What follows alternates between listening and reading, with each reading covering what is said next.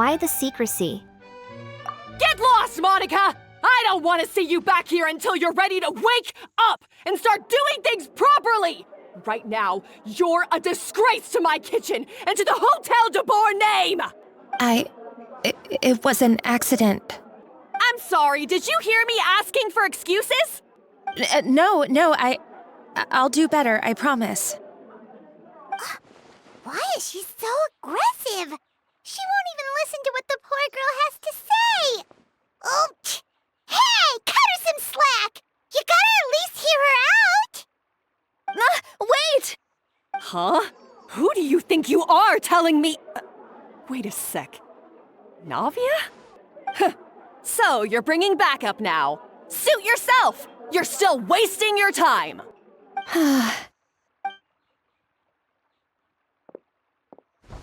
Savannah, is this how you always treat your staff? My staff is right. I'm the one in charge here now. And last time I checked, the Hotel Debord doesn't take orders from the Spina di Rosula. Of course. How you run your kitchen is none of our business.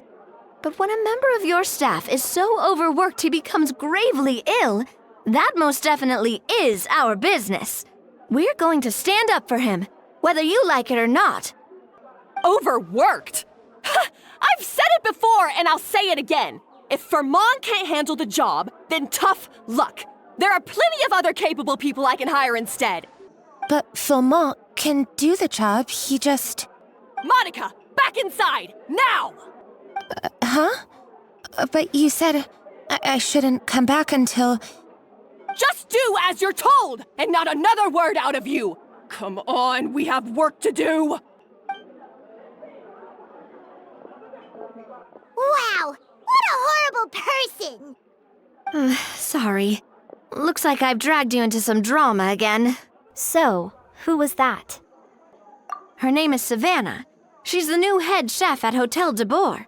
Ever since she took the job, she's been enforcing a brutal work regime and putting a huge amount of pressure on her staff. One guy was so overworked, he collapsed from illness. He's been bedridden for days, and he can barely even talk properly. I'm sorry. It's all my fault. I don't deserve to be a chef. At his family's request, the Spina di Rosula is trying to mediate on his behalf. We're not exactly making a ton of progress, as you saw. Savannah is adamant that Fermont's exhaustion and illness have nothing to do with her or how she's been running her kitchen. She's refusing to have any kind of meaningful dialogue with us. Our next thought was to talk to the other chefs at the restaurant and get a better idea of their working conditions. But with Savannah watching them like a hawk, no one has been willing to open up. And that's why I'm here, doing it the old-fashioned way. Camping out, watching, and waiting for an opportunity. So you were waiting for Savannah to leave, and then you were going to approach Monica? Oh, shoot! It all makes sense now. Sorry. Paimon should have thunk before she spoke. Did Paimon ruin everything? Oh, no, not at all, Paimon. Honestly, the way she was laying into Monica, someone had to step in. I'm sure I would have piped up if you hadn't. And besides, I don't really think I'm built for espionage. Either way, Savannah's seen you now, so you probably won't get another chance. Yeah, meaning it's gonna be all the more difficult to get the inside scoop now. Oh, I might as well head back to the Fleuve Cendre then. We'll need to come up with a whole new game plan. Paimon will join you, 'cause this is kinda all Paimon's fault. Then I'll join you too. Guys, it's fine. You don't need to worry about it. That said, if you were planning to visit the Fleuve Cendre anyway, let me take you out for a meal. I'll make sure it's a proper feast. A really famous chef just joined the Spina di Rosula's tavern. Her name is... Sorry to interrupt. I just wanted to apologize for the scene you witnessed just now. We shouldn't subject our customers to that. This is a small token from us. It's some candy from Monica. She asked me to make sure it was delivered into your hands. Monica's the one apologizing? Huh. Clearly Savannah is the one who owes an apology. Our head chef has been a little highly strung lately. Sorry for everything. Paimon, don't make things more difficult for her. Thank you for the gift. All right. Since there's candy, Paimon will drop it. Not the candy. Thank you for understanding. We'll make sure to pass your feedback on to Miss Savannah.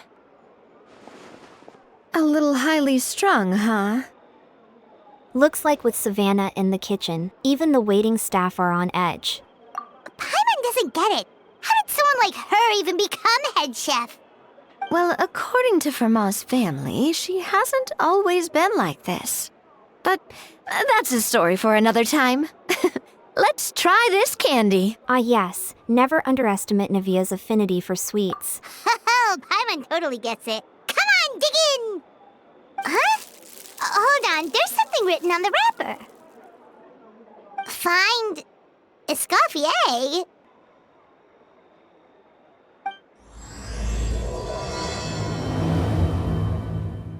Escoffier? Could this mean... Huh? You know that name, Navia? Yeah. Let's stick to the plan and go back to the Fleuve Cendre for now. That's where we'll find Escoffier anyway. So, who is this Escoffier anyway? Well, for starters, she used to be the head chef at the Hotel Debord, before Savannah. She recreated the legendary Chateau Debord and restored the restaurant back to its former glory. Safe to say, she's the most renowned head chef in the Hotel Debord's history, after the culinary genius Modeste himself. Chateau Debord?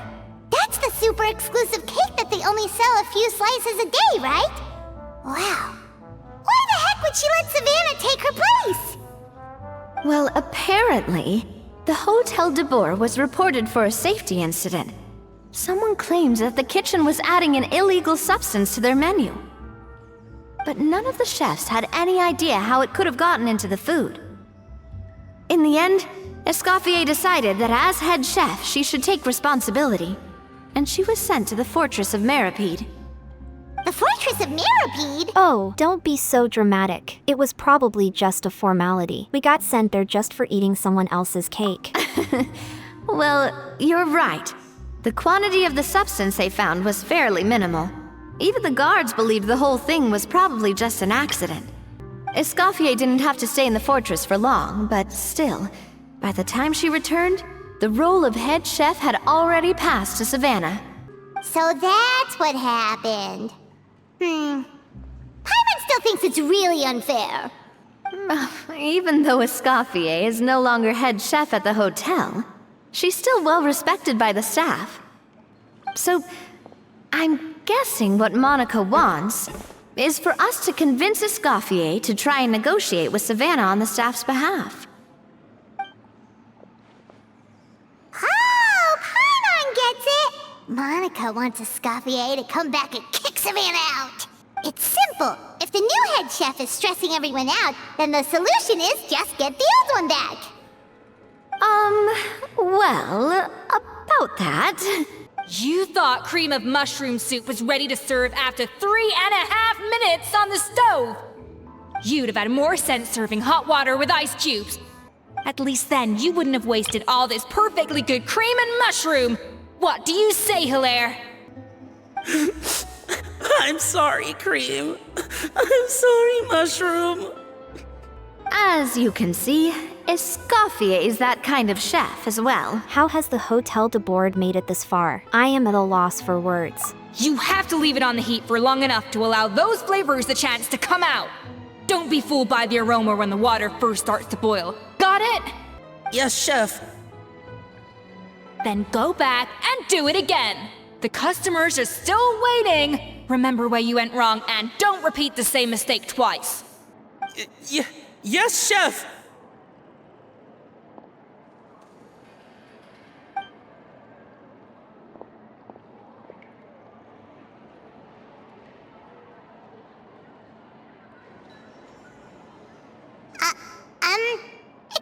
princess. We're... Waiting to be served? Sorry, we're pretty busy. I'm afraid you have to join the line. Oh, no, we're not here to eat. So you're not paying customers? Then I'm afraid the wait will be even longer. It's hard to talk to Escoffier when she's in the zone. Let's take a seat. We can catch up while we wait.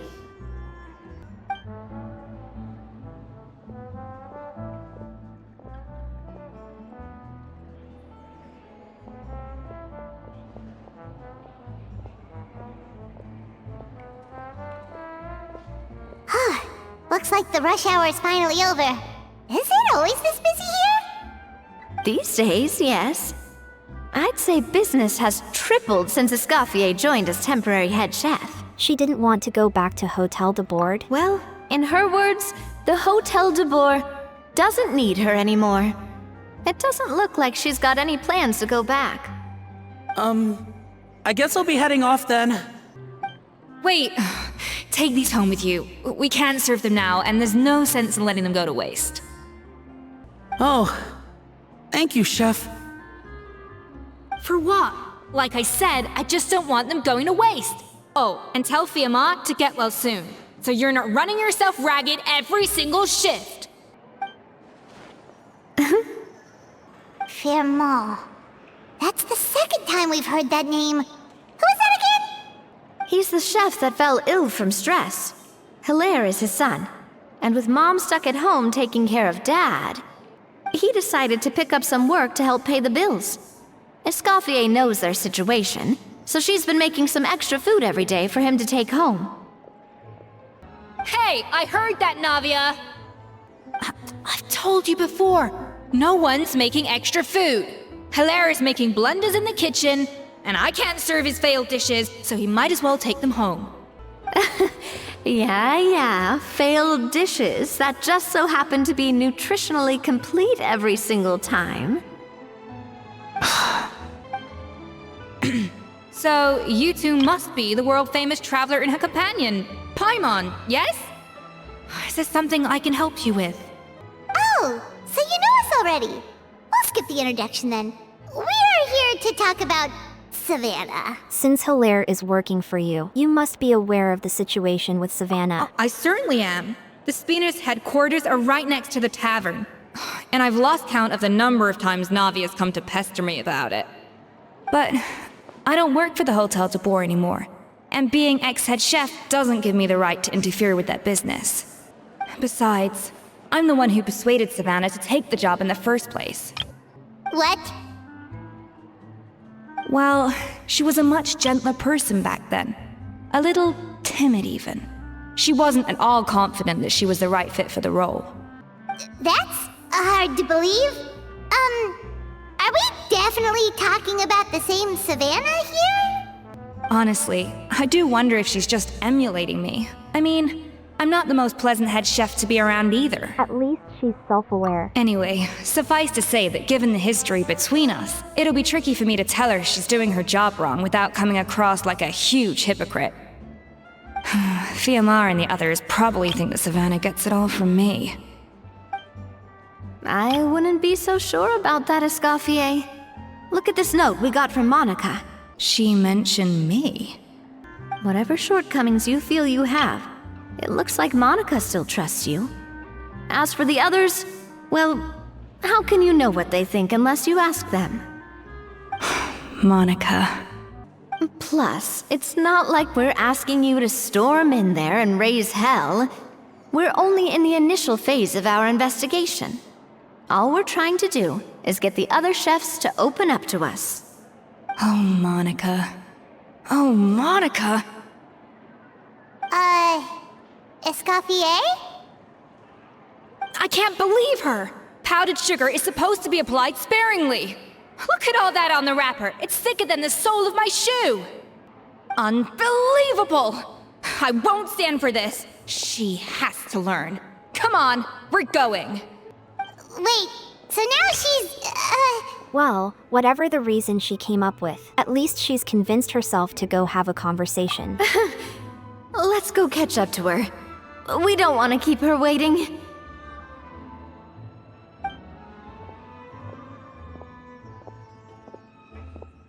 Wait, she looks like... Is that Escoffier? Escoffier's back? Yes! I've missed her cooking!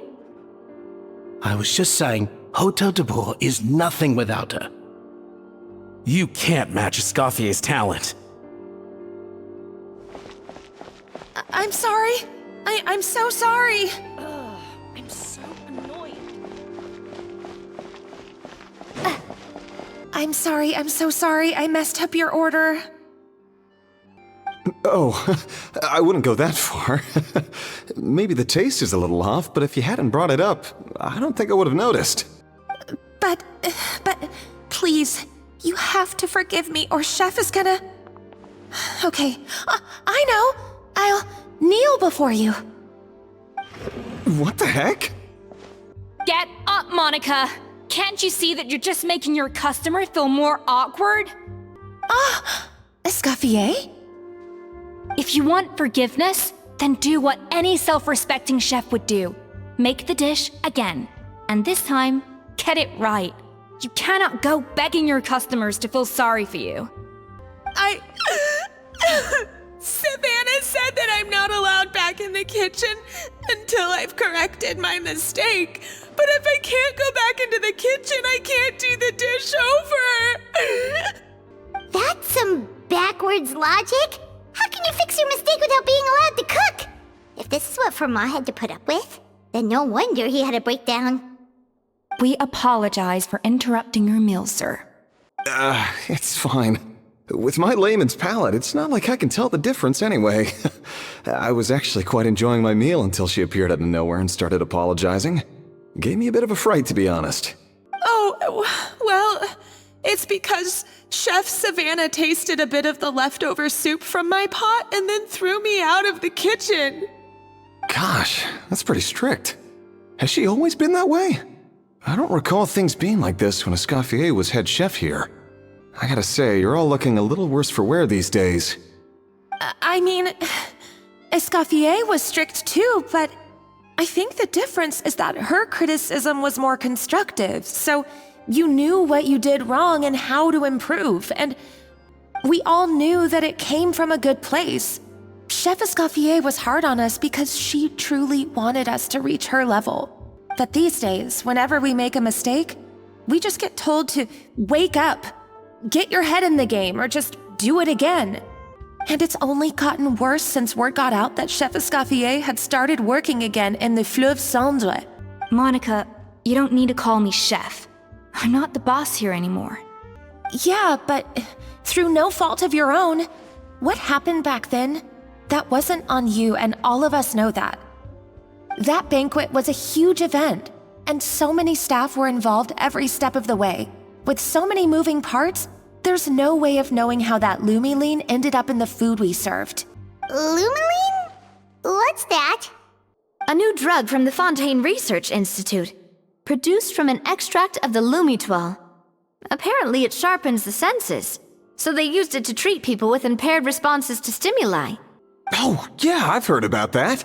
They found out you can use it as a flavor enhancer since it stimulates the taste buds. Makes things pretty addictive. They also found that overuse can have mood-altering effects, and even lead to nerve damage.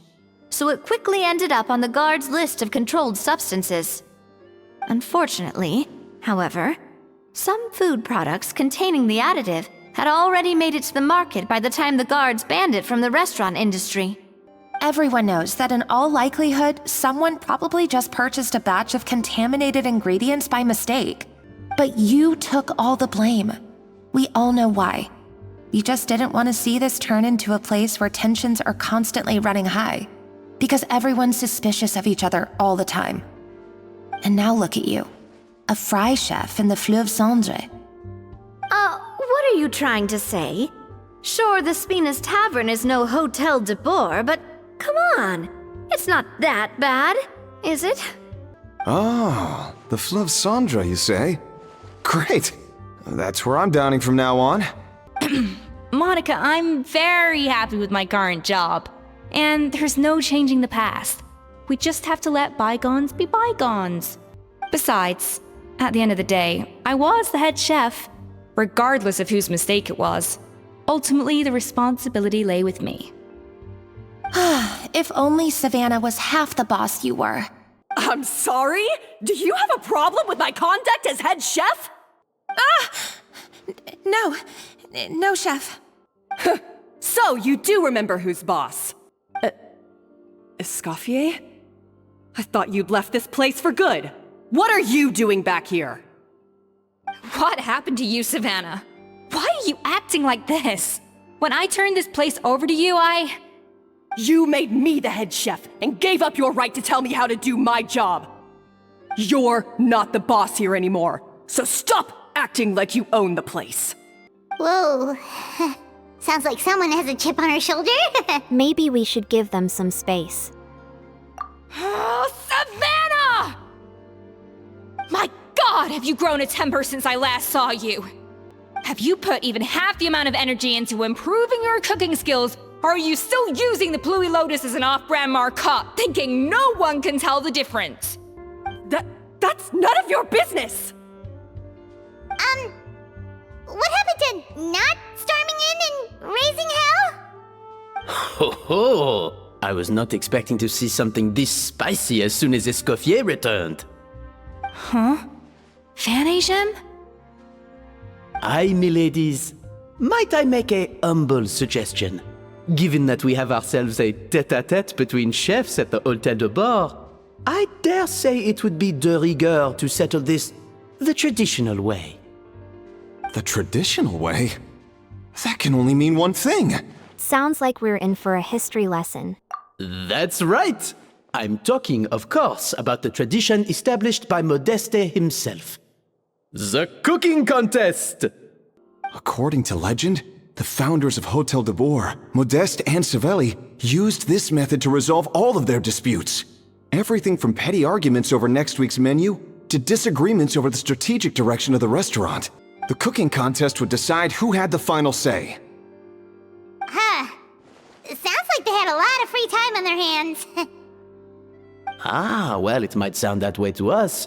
But in fact, the cooking contest played an enormous role in motivating chefs to hone their skills, reaching new heights of excellence in the culinary arts.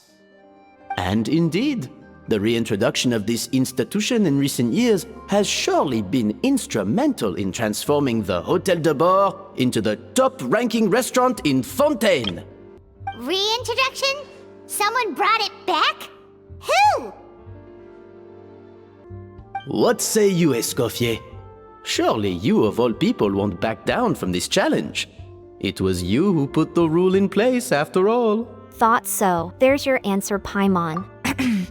Sure, I reinstated it, but I'm not a chef at Hotel Debord anymore. Isn't this bending the rules a little? I see no issue as long as both sides agree to the terms.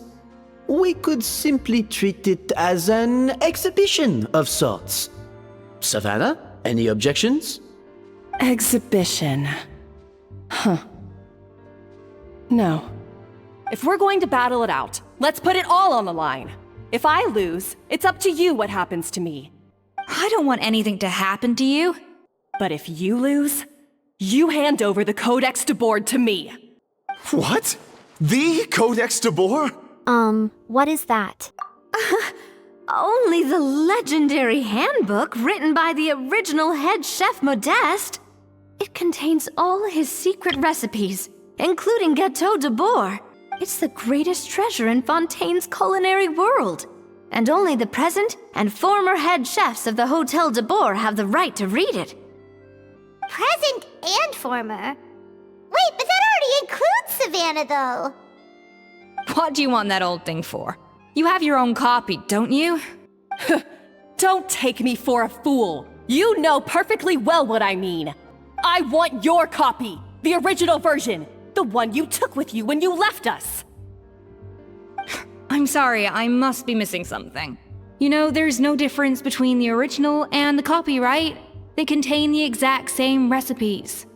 Stop trying to change the topic. What's wrong, Escoffier? Scared you're gonna lose to me? Or are you scared of me getting my hands on the original codex?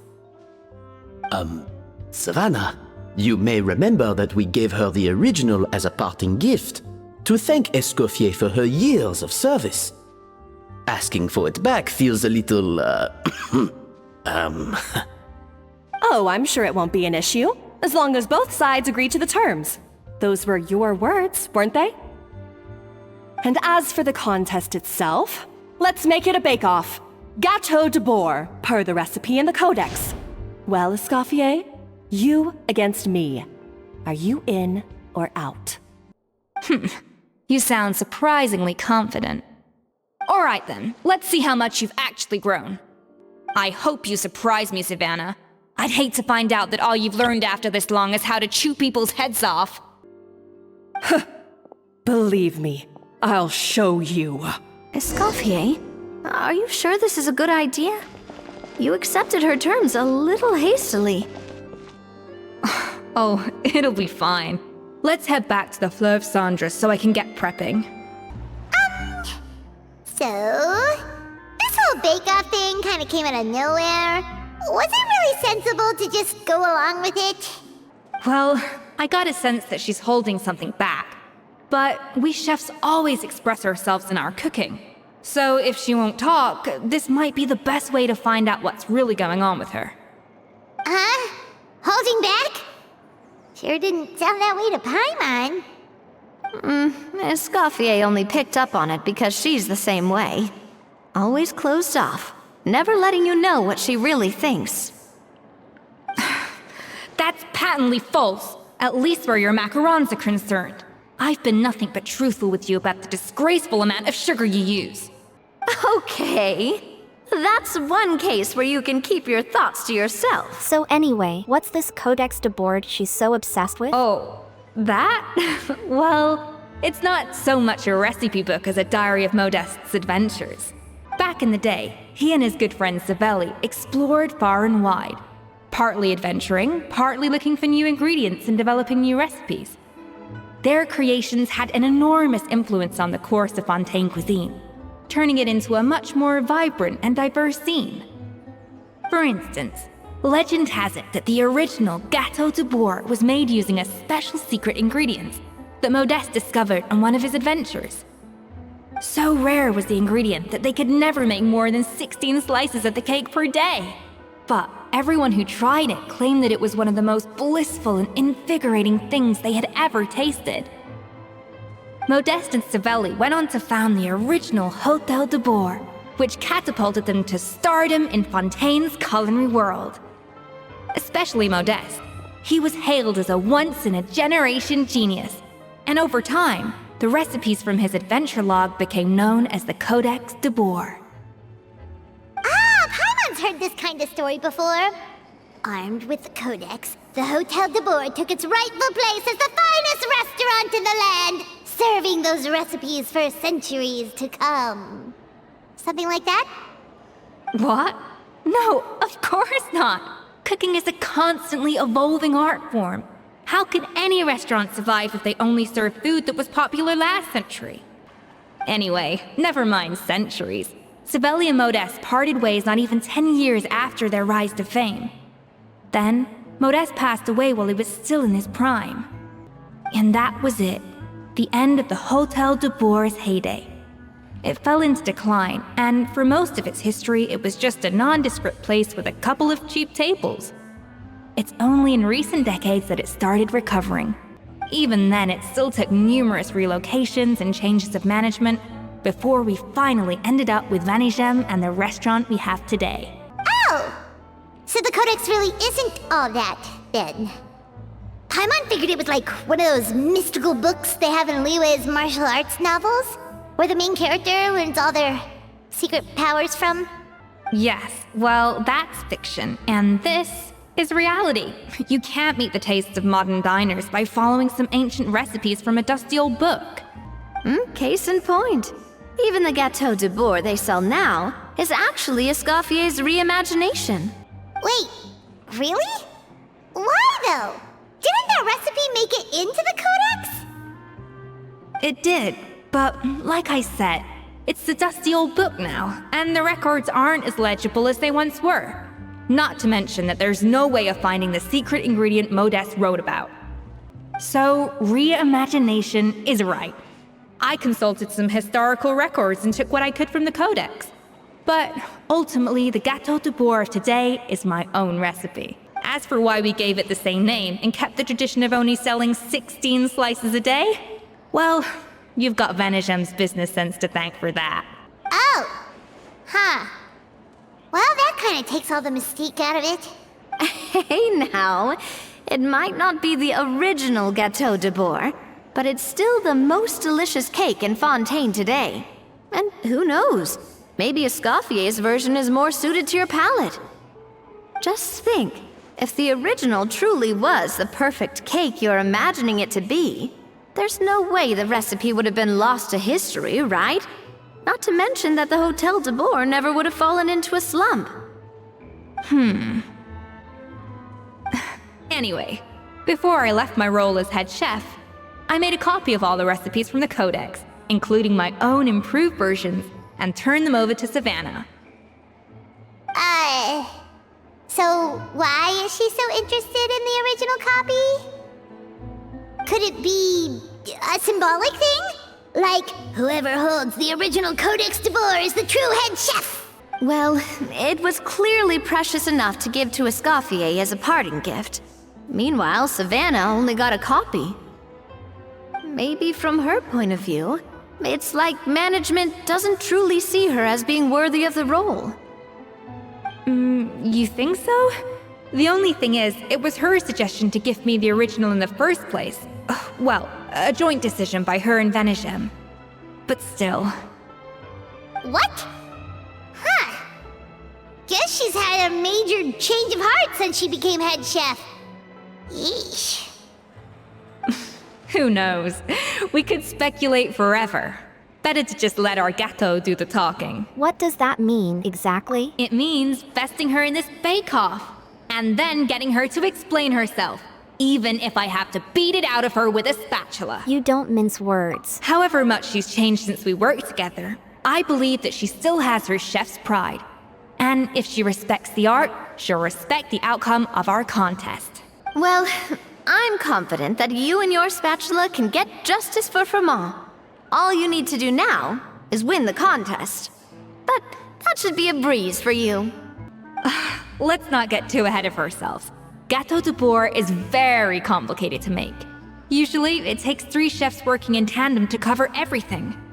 Now, if I had to push it, I could probably do the work of 3 chefs myself. But I'd prefer to play it safe if I can find a couple of assistants in time. Well, that's easy. The 3 of us are veterans in the kitchen. You just need to pick 2 of us. Well, I have heard the Traveler is an accomplished cook, as well as a warrior. But be warned, I will hold you to exceptionally high standards. Think you're up to the task? Bring it on. Oh, count me in too. I've spent weeks perfecting my macarons after your scathing review. Even if it means competing against the Traveler, so be it. I'll show you what I'm made of. Confident. I like it. Alright, let's start with some elementary mise en place. Show me your knife skills. I've always called it chopping stuff up, not mise en place. But it's basically the same thing, right? Oh, Navia. The difference in your case is that mise en place is chopping stuff up without sending juices flying all over the kitchen.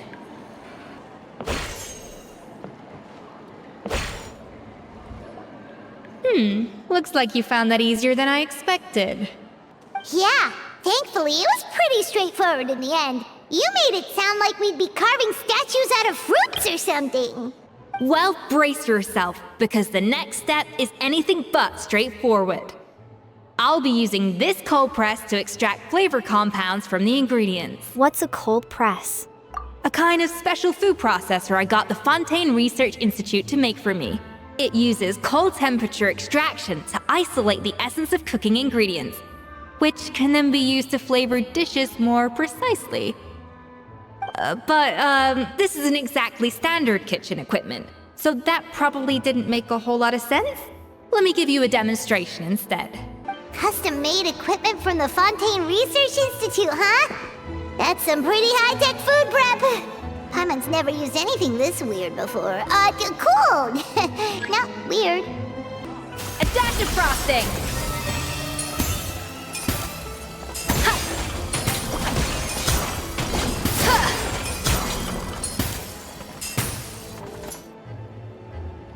And done. These are the flavor compounds extracted from our ingredients. I've processed all the fruit you chopped up earlier. Wow! Even the smell is so much more concentrated. What next? Do we add all this stuff in? Absolutely not! Throwing everything in at once will ruin the balance of flavors. We have to go slowly and carefully to calibrate the exact flavor we want. I'll demonstrate again. Now, watch closely. Slowly and carefully. Not a drop too much, and not a drop too little.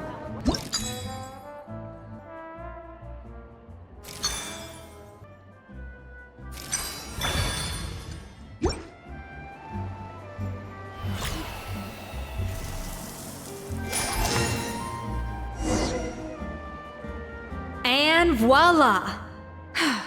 Now it's your turn.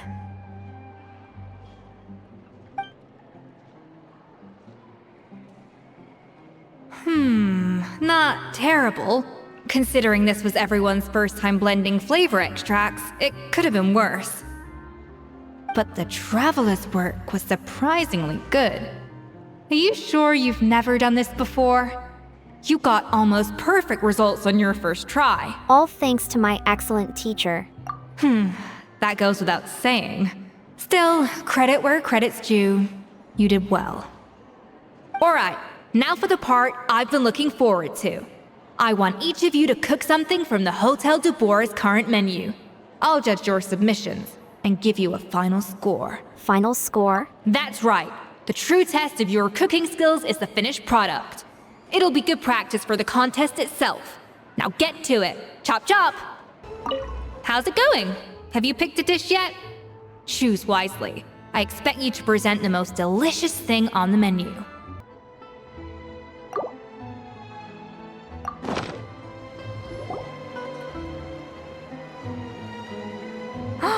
Look at that! With the grace of a snow-winged goose, as I like to say. Now, let the grating commence. Pretty good, right? Not to brag or anything, but Paimon's a bit of a connoisseur when it comes to la food. 6 points. What? Oh, well, fair enough. Paimon doesn't cook all that often, so as long as it's a pass. That's 6 out of 100. What?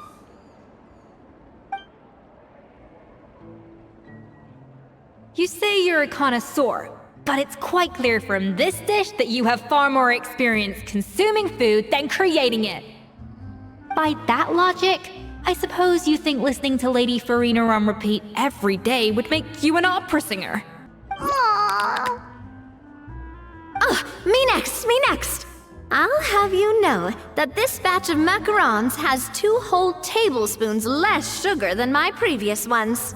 So you went from 12 tablespoons to 10? Well, it's nice to know you actually measured it out. Because it tastes like you just threw in whatever was left in the jar. 6 points. Aw. Yikes, she's a harsh judge. Now to the final dish. So, what do you think? This is our last hope. 8 points. Darn, that's barely higher than what we got. Not exactly. The color is spot on. Beautiful aroma. Excellent presentation. I have to give this one 8 points out of 10. Maybe even 9 points. Huh? How did you pull that off? It's all that practice from cooking for you, Paimon. Don't get me wrong. There's room for improvement. But still, this is clearly the work of an accomplished chef. I can tell that you've put many hours of work into honing your skills in the kitchen. I can really taste the grace of the snowing goose in this dish. The traveler's journey, with all its trials, tribulations, and setbacks. Not to mention the frustrations of having a picky eater for a partner. Hey, you made that last part up! No way did you taste that! Well, it looks like I lost fair and square. I guess you'll be taking the Traveler as one of your assistants then? But if it takes 3 chefs, that still leaves 1 slot remaining. Maybe Paimon and Navia should keep practicing and see how it goes? Chef Escoffier! Oh, it's Hilaire! What brings you here? I heard the news about the cooking contest. You're doing Hotel Debord, right? I was just wondering if you needed any help? And you think you're up to the task, do you? Oh, no, I know I'm not there yet. It's actually my dad who wanted to help. Firma, last I heard, you could barely get out of bed. Chef Escoffier, Navia, Traveler, thank you all so much for everything you're doing for me and my family. I've had enough of sitting around at home while you run yourselves ragged. If you let me, I'd like to help you win this cooking contest. Are you sure you're up to the task? Yeah, I was gonna say the same thing. Don't you worry. I'll be fine. I'm feeling much better now. I'm sorry. I know I've been rather useless these past few days, but not anymore. The fact is, I'm a fine chef, despite recent events. I've proven myself in the Hotel Debord kitchen, so if anyone's qualified to work under Chef Escoffier, it's me. I think. I hope so. Firma, have you even set foot in a kitchen since leaving Hotel Debord? I have not, but I'm fully rested now. I know I can handle it. I'll prove it. Let me whip something up for you right now.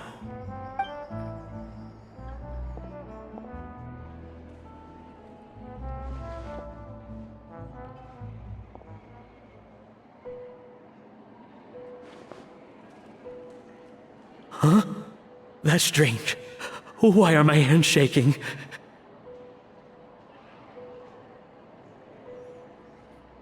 What do you call this, Firma? I can't seem to grip my knife. Do it again! Again! Again! I... Hopeless.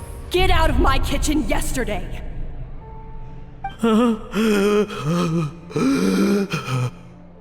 Dad! What's wrong? I don't understand. I was feeling so much better, and then Will I never be able to work in a kitchen again? Dad, talk to me. What happened? I think the real issue here is not physical exhaustion, but psychological trauma. Monica, when did you get here? Even I didn't notice you arrive. Probably because you were all concentrating so hard on your cooking. I didn't want to interrupt your flow. But anyway, Firma, I'm so sorry. If only I'd known how serious your situation was, I would have stood up for you sooner. You have nothing to apologize for, Monica. During those long nights of redoing every order, you were the only person who looked out for me. Oh, come on. All I did was make you some tea. I doubt it was much help. Savannah was so ruthless toward you. I probably should have brought you something stronger. She sounds like the worst. All right, another Savannah horror story. Let's hear it. She's been getting harsher and harsher on us ever since she heard about Escoffier's new role in the Fleuve Cendre. Seems like no matter what we make, she'll find something wrong with it. What is this? It looks like a dog's been at it! In the trash now! Then she orders us to redo the dish again and again, but we never know what's going to make her happy. Do it again, do it again, do it again! Every time you remake it, you just get another earful from her. Either straighten yourself out, or get out of my kitchen! So now, it seems like just picking up a kitchen utensil gives me flashbacks of her yelling at me. Oh man, that must be awful. The more I want to get it perfect, the more my hands shake, and the more scared I am of making another mistake. How can you give up so easily, Fiamma?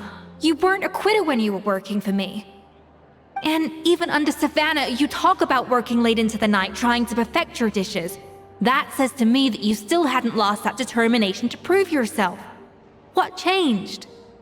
I don't know what's come over me. When I think back, I just remember feeling like my heart and my hands were growing heavier and heavier as the shift went on. Each time I had to redo a dish, my heart sank a little further. Maybe Savannah was right. Maybe I am just hopeless at this. Dad. I see. Well, it sounds like there are some deep issues at work here. Ones that won't be resolved by merely seeking compensation. I will win this contest, and after that, I encourage you to approach Savannah and talk this out. But what if you can't find another assistant in time? Clearly, I'm in no state to help out. You think being one person short will ruin my chances? Let's not forget, I taught you and her everything you know. Even if I had to go it alone, I would present the perfect gâteau. Oh, well, Paimon and Nadia will still keep practicing, just in case. And so will I. Yeah! And if worse comes to worse, we can always get the Spina di Rosula to put out an emergency call for chefs. There's gotta be someone out there, right? Actually, I thought maybe I could help. That's sort of why I'm here. What? Why didn't you say so? I was going to, but then... well, this is the first chance I got. You do this for us?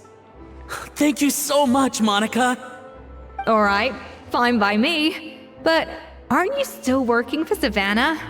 Joining the other side seems like a guaranteed way to put your future employment in jeopardy. I know, but it's all right. I've made up my mind. With the way things are, I can't keep working for Savannah much longer anyway. Unless I want to become the next Firma. I'm done with sucking it up. It's time to try and turn things around. If this cooking contest can get Savannah to see the error of her ways, then I'm sure she'll forgive me for this. I hope you're right. Well, Paimon didn't think we'd be poaching from Savannah's staff to get our third person, but there you go. Anyway, Monica's a professional chef, so nothing could possibly go wrong now. Great! Then it's settled. And to congratulate you all on making the team, I propose a Spina-sponsored meal to celebrate. Spina sponsored? Wait, you mean I'm cooking? Well, I promised the traveler a feast in the Fleuve Cendre. And I know how much you've been looking forward to it. Yeah! Feast! I can help cook. It'll be good practice for the contest. Alright, if you insist, then prepare for some of the finest food of your lives. Escoffier opted for a huge variety of dishes.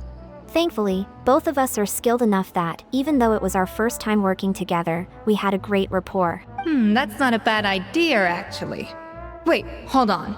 You need to finesse that further. She dished out plenty of praise, and taught me an awful lot too. The time seemed to fly by. That was a dream come true.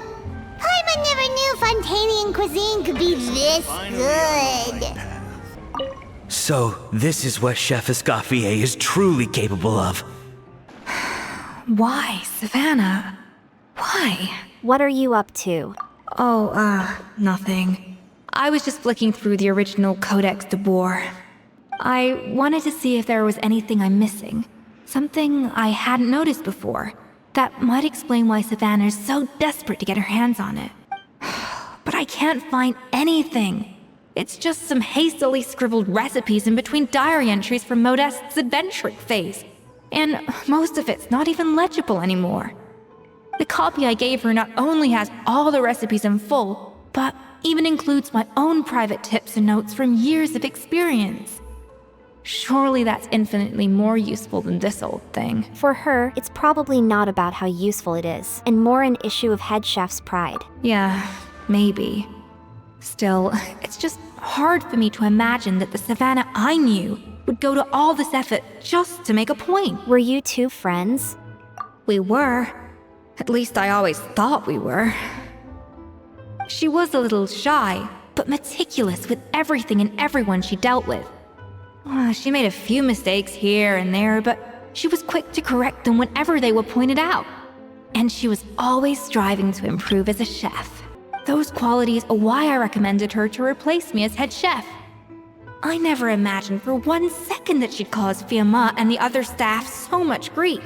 It sounds like you feel... partly responsible? Well, I mean to an extent, of course. I pushed hard for her to get the role.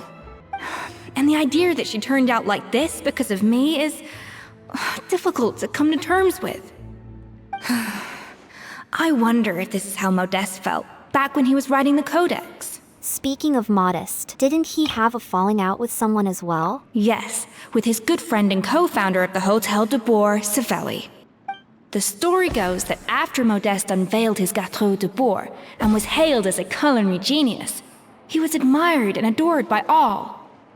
But his newfound fame slowly drove him and Savelli apart.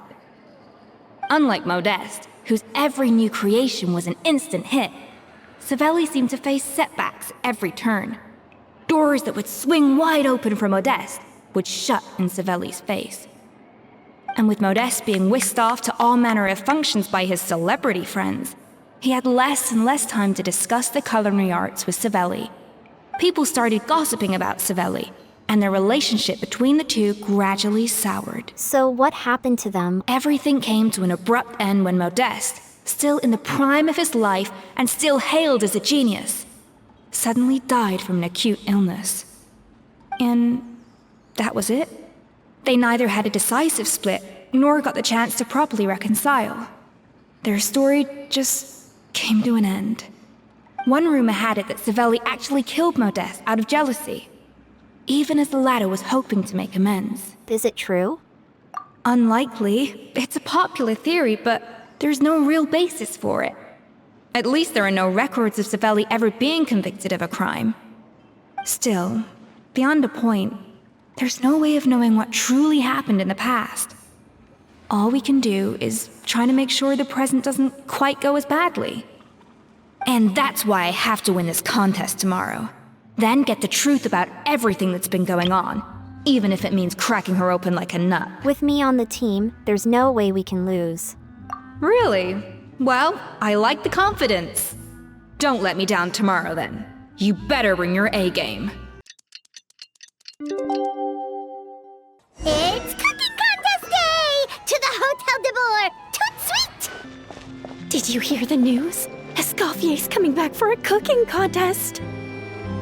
Wait, seriously? Escoffier in a cooking contest? Now that I've got to see! I don't get it. Why would anyone in their right mind challenge her to a cooking contest? Mesdames et messieurs, welcome one and all to the Hotel Debord and to this most exciting of cooking contests. Savannah, I brought the original copy of the Codex you asked for. Monica? Huh.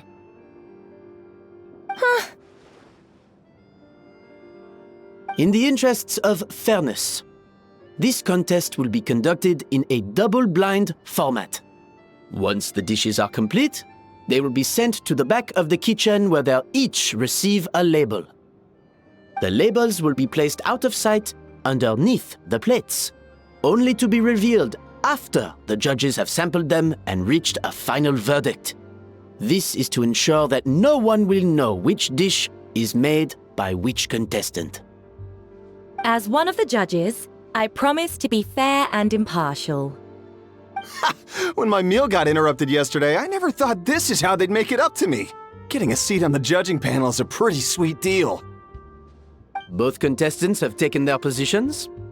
Then, without further ado, let the Hotel Debord cooking contest commence!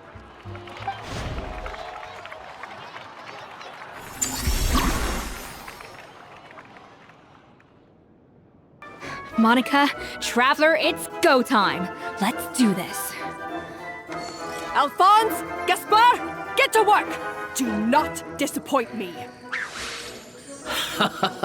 Looks like our two head chefs are raring to go. Like an oven on full blast, this competition is... Even the best chef in the world can't flavor their food without prepping the flavoring, right? A dash of frosting! That should be enough flavoring. Now hurry up and balance...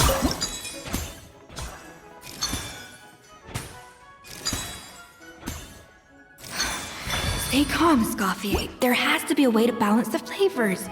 Just think.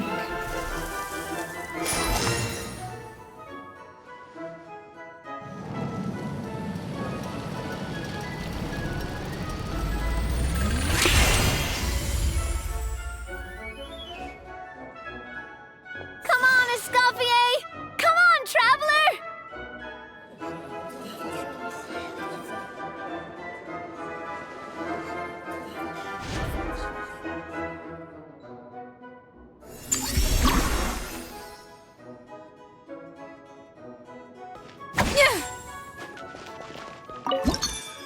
The balance of flavors is about right. But the quantity is too low. Alphonse! What are you playing at? That's not how I taught you to do it! Stop horsing around and do it again! Yes, Chef! Oh, tension in the ranks on Team Savannah. Will this slow their progress?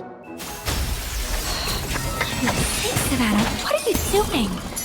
Oh, get it. I've got to focus on my own dish.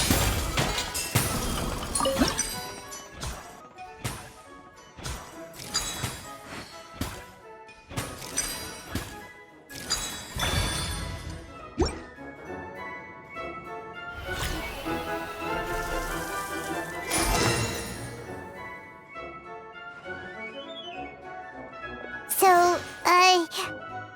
what do you think?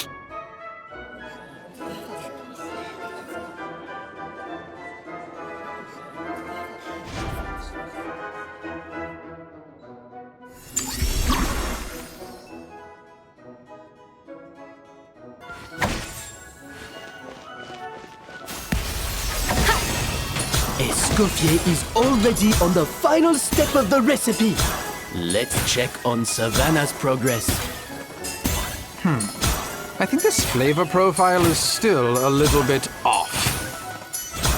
Enough! Useless! Both of you! Make like an egg and beat it! I'll do it myself! Wow! Is Savannah serious? Can she really make up for lost time working alone?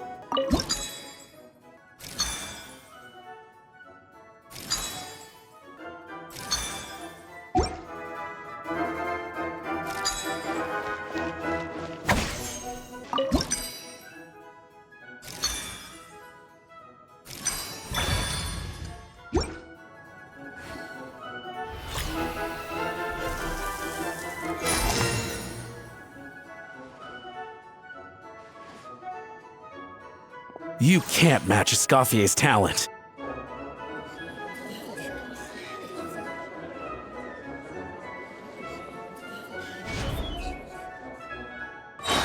I present to you Hotel Debord. Goose on the loose!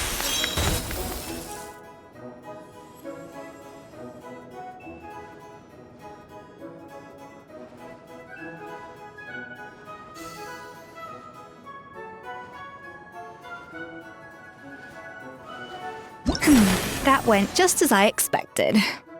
Time's up! Contestants, please take your dishes to the back.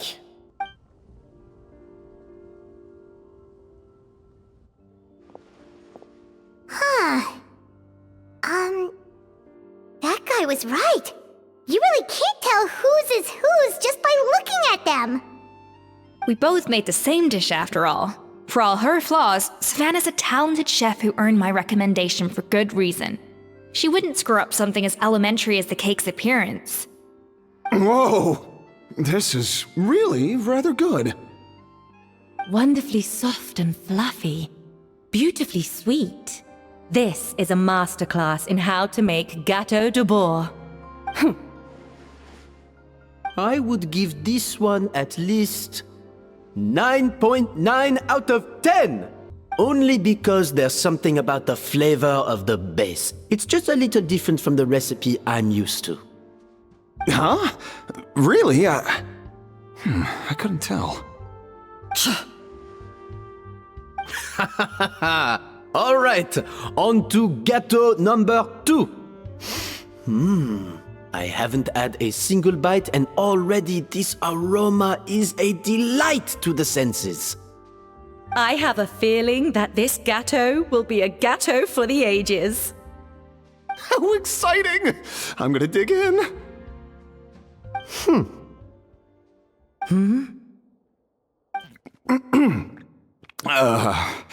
I think maybe someone got a little carried away when they were adding the sugar. Not just the sugar, it's the flavors too. This is all over the place. Who made this? It appears the decision is unanimous. This gâteau is far below the standard we would expect. And Paimon thought this might actually be close. Turns out she can't bake to save her life. She spent half the time just berating her staff. Something's not right here. Savannah may not be perfect, but no way is she this sloppy. I can now declare that the creator of the first gâteau has won this cooking contest. Now, all that remains is to turn the plate over and reveal the chef's name underneath. What? It's Savannah? No! That's impossible! Hey, Savannah! You cheated, didn't you? You cheater! What did you do? Oh, you swapped the plates, didn't you? Well, someone's a sore loser. These cakes went from the oven to the judge's table without me ever laying a finger on them. And everyone here can attest to that. It was Van Gem's staff who labeled them in the kitchen. If you're looking to accuse someone, why don't you start with them? Isn't it more likely that Escoffier's lost her edge? Oh, or maybe her assistants let the team down. You take that back! Judges, we demand a rematch. That's enough! What's done is done. As head chef, or rather as team lead, I take responsibility for the dish I served. Whatever went wrong and however it happened, I should have spotted it. Savannah, I didn't think you'd stoop this low just to beat me in a bake-off. What happened to your chef's pride? I don't know what you're talking about. If you want the Codex Debord that much, you can have it. Escoffier, no! But you must promise me that you'll apologize to Firma and compensate him for everything you put him through. It's a little late to be negotiating terms. The contest is over and I won. That means you owe me the Codex, and I owe you nothing. Look, Savannah, you may have fooled everyone else, but can you really fool yourself? What I'm offering is to accept defeat without looking to expose what you've done. But only on the condition that you promise to stop putting so much pressure on your staff. Fine. I'll treat this as your final handover of duties from one head chef to the next. So, will that be all, ex-head chef? Or is there any other unfinished business you'd like to leave in my hands? I didn't mean that to be a scolding from your former boss, just a word of advice from a fellow chef. and a friend. But I don't know if you're even open to input from other people anymore. I know what I'm doing. I don't need your advice. All right, fine. I'm glad to hear it.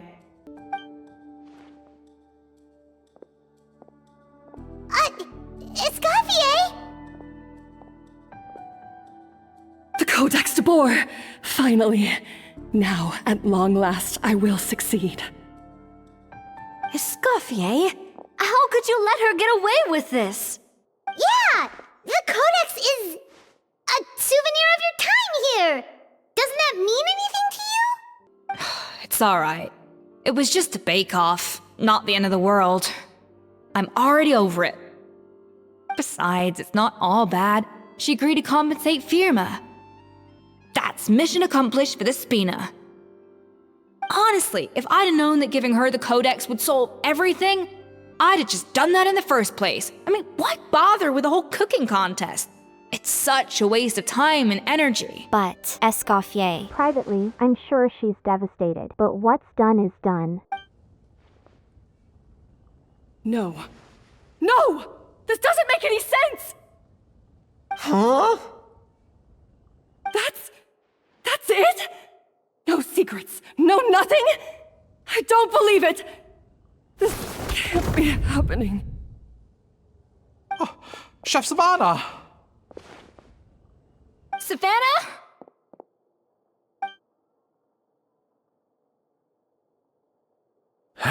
It's nothing life-threatening. Just a lot of pent-up stress and exhaustion. Oh, I knew it. Pent-up stress? The truth is, however hard she might be on the rest of us, the person she puts the most pressure on is herself.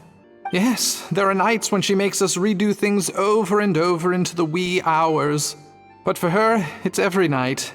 She'll hide herself away in the kitchen, working on new techniques and recipes, and only realize how long she's been at it when we come to work the following morning.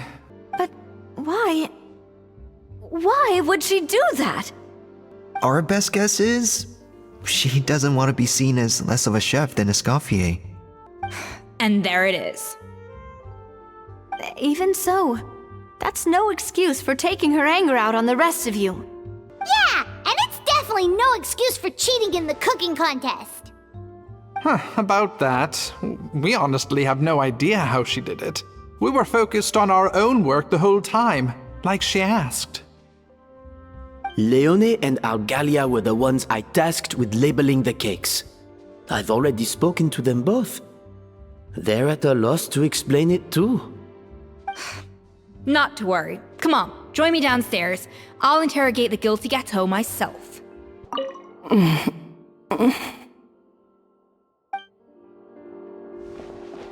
Well, how is it? Have you figured out what it was? Oh, this is aggravated assault on my palate. I'd rather eat wet cement than this. Is it really that bad? I made sure the taste tested before it was served. Oh, relax.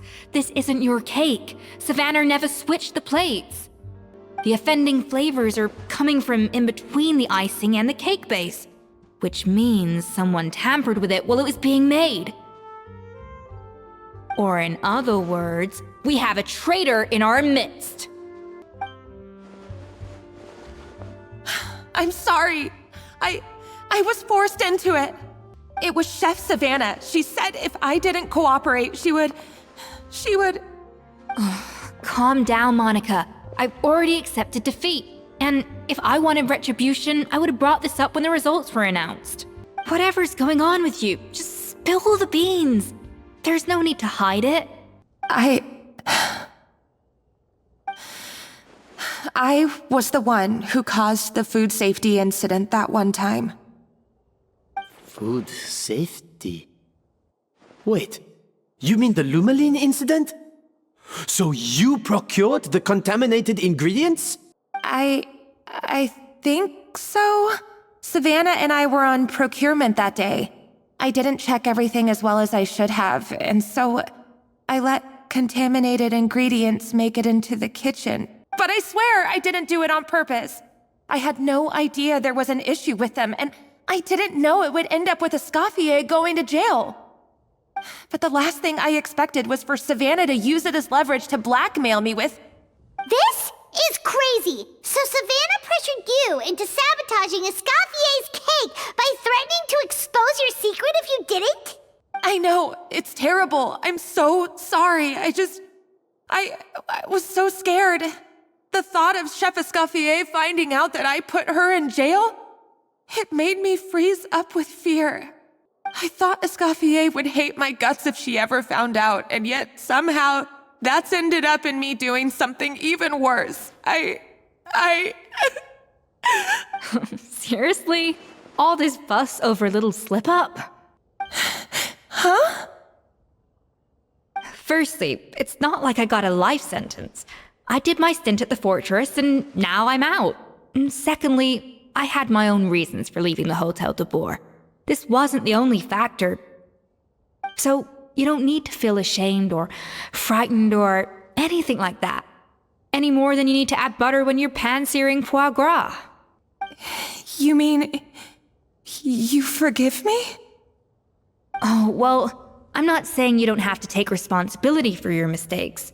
You should tell Vanagem to mark down your performance for the past few months. Then do some digging and find out exactly where those contaminated ingredients came from. Sure, you've made mistakes, but now's the time to fix them. Understood? Understood. Good. Now, back to Savannah. What about the original codex would compel her to resort to blackmail? I have my suspicions. Not that I've got any proof to back them up, though. Ugh. What happened to me? I've overheard some customers murmuring about how the Hotel Debord hasn't been the same since Escoffier left. They think our menu doesn't taste like it used to, especially our signature items. You mean Hotel Debord? Now that you mention it, I noticed it during the contest too. I couldn't put my finger on it, but the flavor seems subtly different from how it used to be. But the difference was so small, I'm sure no one would notice it besides our most loyal customers and true dessert connoisseurs. Still, as head chef, it's easy to see why Savannah would get so hung up on it. So many times I've seen her make the cake base over and over again, late into the night, determined to match Escoffier's version. But something's always slightly off every time. Yeah, I've noticed that too. Never really gave it much thought, though. Thinking back on it now, it's clear that Savannah's been in a downward spiral ever since Escoffier left. She wants to prove that she can fill Escoffier's shoes. That's gotta be the reason. But after countless setbacks, she's getting more and more unhinged. And at some point along the way, she switched from doubting herself to doubting Escoffier. Doubting Escoffier? For what? She thought the codex from Escoffier was a fake. Yeah, it would explain why she was bent on getting the original at any cost. She must have thought Escoffier purposely omitted key details from her recipes when she copied them out. Also, she could retain her place as the #1 chef in Fontaine, the only one privy to all the secrets of the trade. Oh, for goodness sake, what a stupid idea. Of course. Then she finally got the codex only to discover that the secret recipes she's been pining for don't exist at all. Seeing how utterly wrong she was must have been a real shock to the system. It probably brought up everything at once. It overwhelmed her, and she passed out. There's still one thing that doesn't make sense, though. If Savannah had the real recipe all along, how come it tasted different? She might not be on the same level as Escoffier, but surely after like 50 attempts, she'd get it right one of those times. You'd think so, but geniuses like Escoffier are in a league of their own.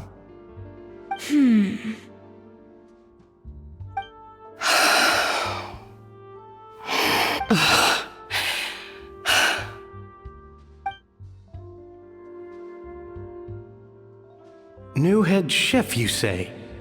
What's her name? I don't think I've heard of her before. I wonder, can the Hotel Debord keep its edge without Escoffier at the helm? This tastes different from last time. Is it undercooked or something?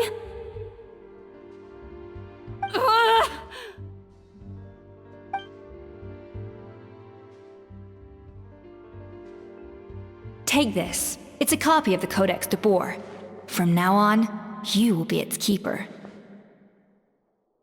Don't listen to the doubters. If I say you can do it, then you can do it. Even if you don't believe in yourself, at least believe in me. Hey, did you hear me? Once I'm gone, the restaurant is all yours.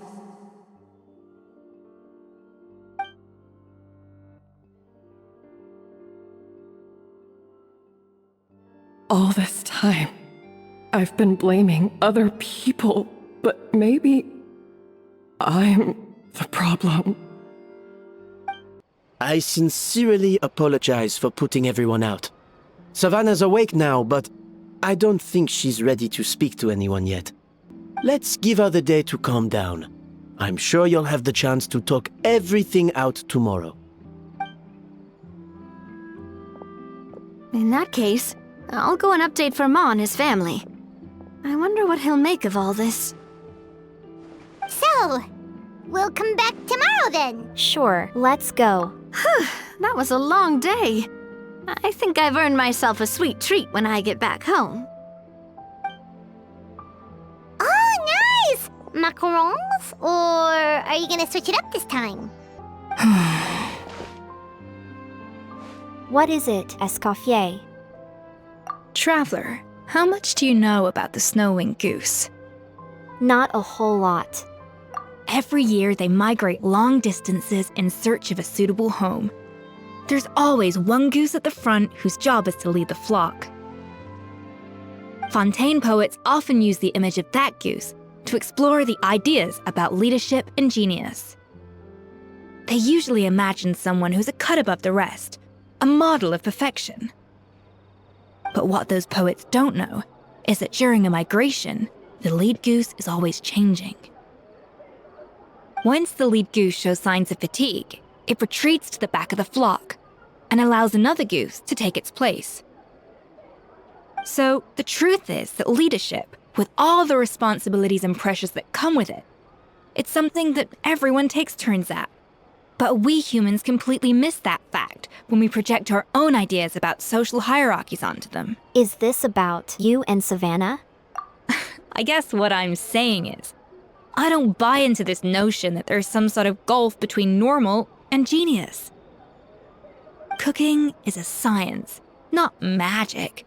Given the same ingredients, same recipe, and same environment, I see no reason why two different people shouldn't be able to create the exact same dish.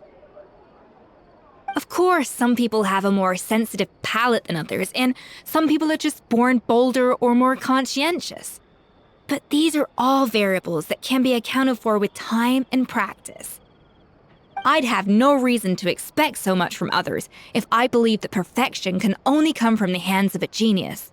The only reason I hold people to high standards is because, well, I believe they're capable of greatness. I don't know if you're right, but I think that's a great thing to believe in. Okay, I've made up my mind. I'm gonna get to the bottom of why Savannah failed.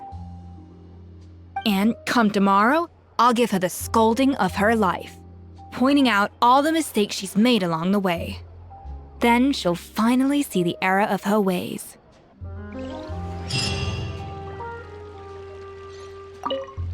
Thank you for your words of encouragement.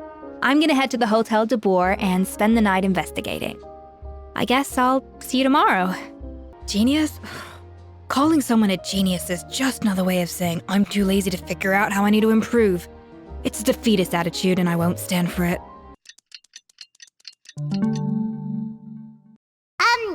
Why are we here so early? Our meeting with Vanigem isn't for a while. I wanted to check on Escoffier. Check on her? Why? What happened?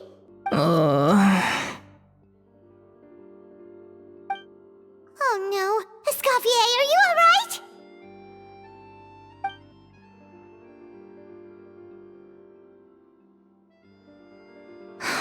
I'm fine. Just need to get some more coffee in me. You really did pull an all-nighter. Huh? What happened to my coffee? Did I really drink it all? Let me get you a fresh one. For now, you should get some rest. Alright. Thanks. I appreciate it. Well, there's cooking facilities here, or we could just grab a cup of coffee from Cafe Lutece, but either way, hurry! Coffee. Need coffee.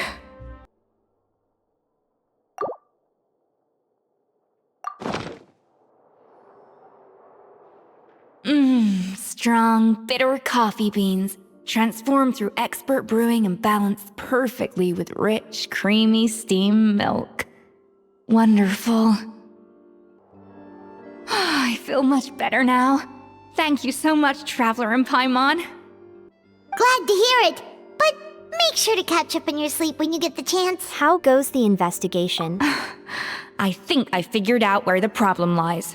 Honestly, it's ridiculous. I don't know whether to laugh or cry. Wait, what investigation? What are you guys talking about? I'll save it for when everyone else gets here.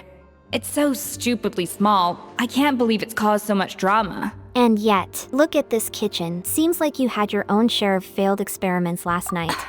Yes, except my failures were stepping stones to success.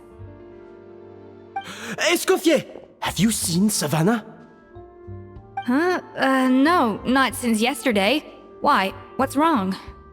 After seeing her home yesterday, we were all a little concerned about how she was doing. So, I dropped by her place early this morning to check on her. Only to find an empty house with the doors wide open. I left Alphonse and the others to keep watch at her home while I checked the Hotel Debord. I'm worried something bad might have happened. If she's not here, then where could she be? Boss, Escoffier, bad news. Alphonse? You're supposed to be keeping watch at Savannah's house. We were, but then, just after you left, we found this stuff in her house. Oh, looks like a map with a bunch of random places circled. What does it mean? Wait a second. This feels familiar. I'm sure these places are all connected somehow. Of course, from the Codex. They're all places that Modeste explored on his adventures. The founder of the Hotel Debord? Yeah, but I don't understand. The adventure logs in the Codex are too fragmented to be of any use. How come this map shows all the missing details? The Codex Debord? Then, this place marked in red out at sea. Could that be the fabled birthplace of Gâteau Debord? Seriously? So now she set her sights on finding the original recipe and beating Escoffier that way? Geez, Savannah. Anything to overcome a gâteau plateau, huh? Ugh, idiot! Does she have a death wish? Those ruins are thousands of years old. Hold on, there's more. Besides the map, we also found these letters.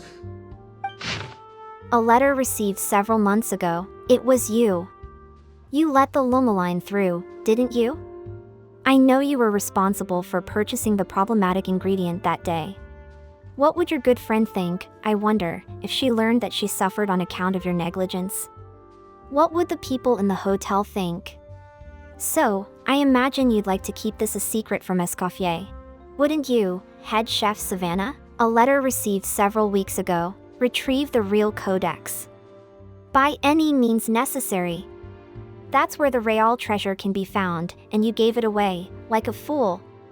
Well then, you're going to get it back, whether in a bet, or by force, it doesn't matter. Oh, I know, don't you have that cooking showdown of yours? And if you don't think you can win, why, you simply need to have your opponent lose. I imagine that assistant of yours might come in handy in that regard. A letter received not long ago. What are you dawdling for? She was the one who concealed the secret recipe in the first place. Why else do you think you've never been able to recreate her work? She's afraid. Afraid that you'll outshine her. What do you imagine everyone says about you, both within and beyond the hotel walls? Ordinary, they call you. Untalented. A hack. A failure who will never surpass Escoffier. And you know whose fault that is? That's right, it's hers. She's no saint, never has been, so why hesitate? It was you. You let the Lumine through, didn't you? It sounds like a threat letter.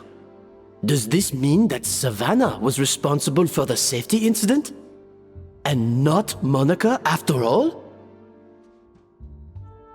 Retrieve the codex by any means necessary.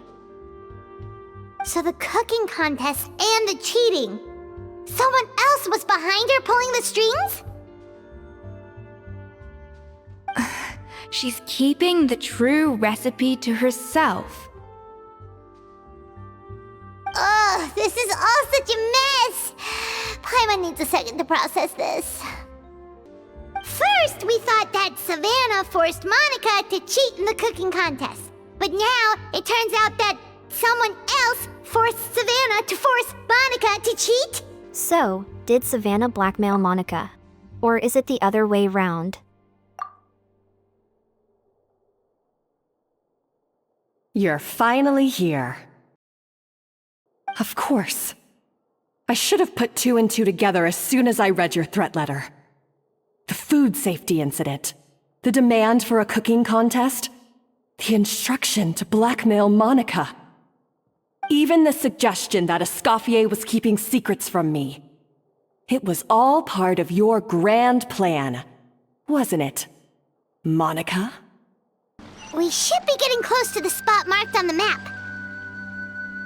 Of all the stupid things she's done, this really takes the cake. The moment we find her, I'm gonna curse the living daylights out of her.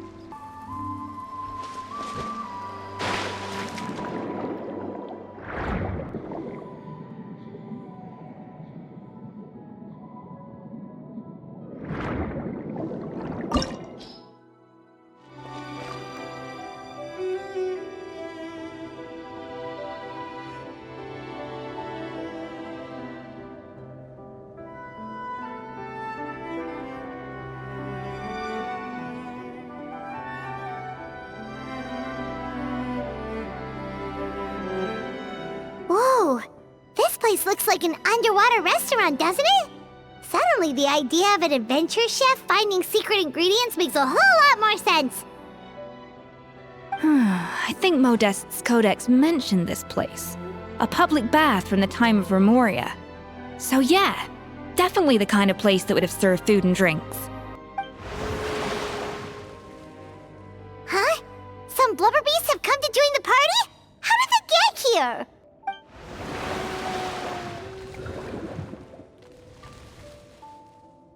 Aw, they ran off! Guess they're not used to seeing humans. Let's head further in. That could be easier said than done. Something's blocking the entrance. Well, did Modeste mention it in his adventure logs by any chance? They must have gotten through somehow.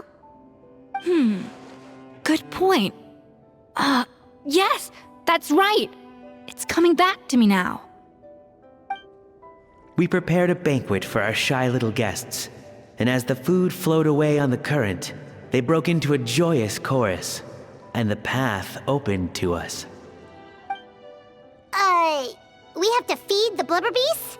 With what? There's nothing here besides rocks, romaritime flowers, and lumitoile. See, this is why you should always bring snacks. You never know when you're gonna need them. Now we have to head all the way back to shore and grab some. There is no time for that. Romaritime flowers and lumitoile will have to do. They may not look appetizing to us, but who knows? They could be blubber beast delicacies. Wait, we're seriously gonna try this?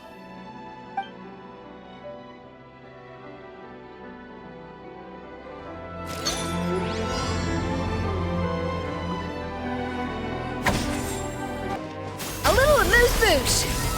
Yeah!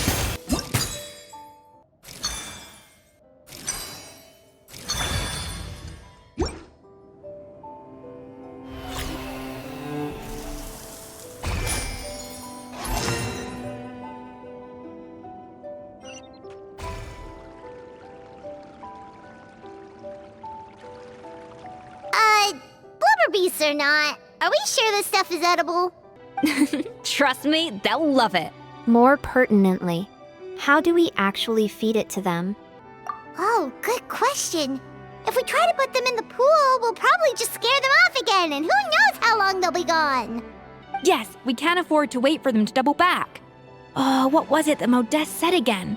Something about the food flowing away on the current.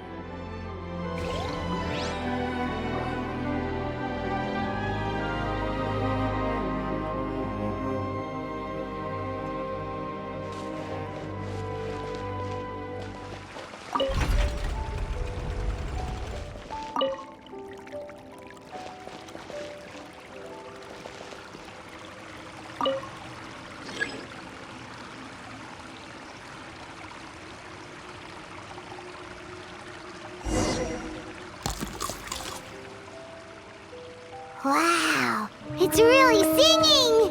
It must taste better than Paimon thought!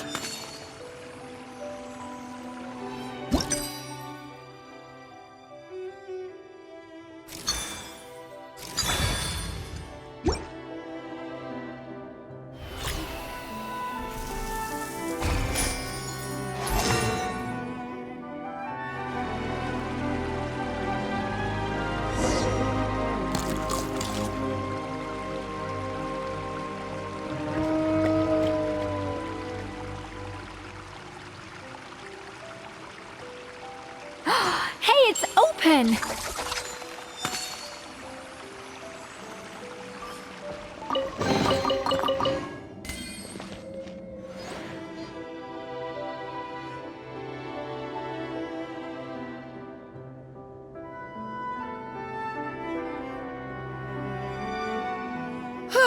Hey, give me your water. Here. I said your water, the one you just drank out of?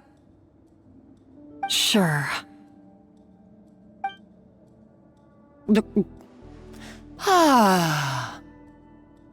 All those years slaving away under Escoffier, and then you. Today, it's finally paying off. Not only have I found the ruin that Savelli kept hidden, but I also get to boss you around like my little lapdog.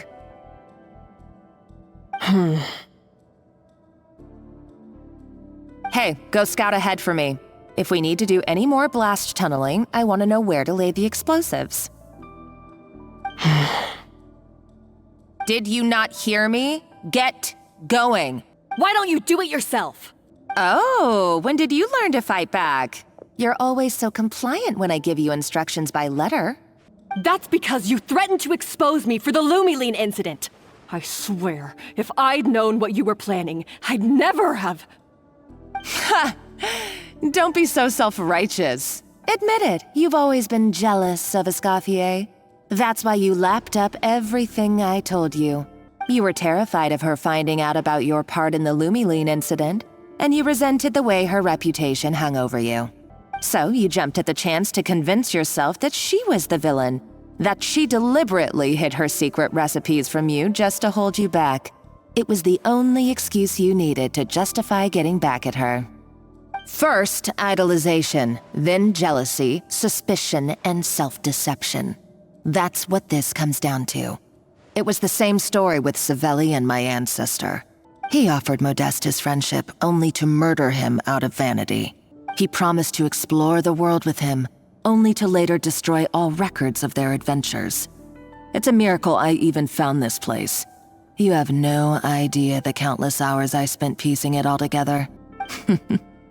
So you see, you're no better than Savelli. If you can't beat him, betray him, right? I am no Savelli, nor will I ever be. Oh, put a lid on it.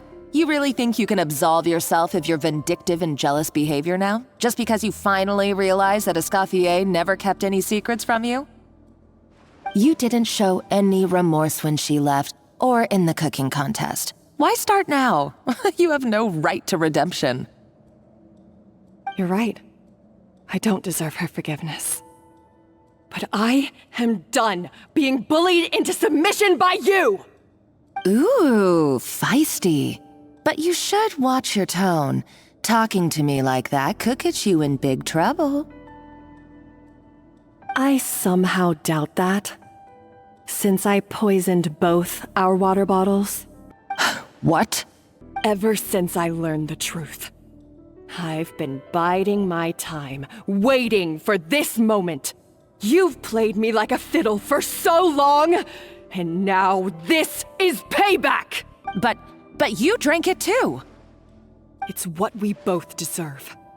This is the price we must pay for betraying Escoffier. You'll die here with me, Monica! You.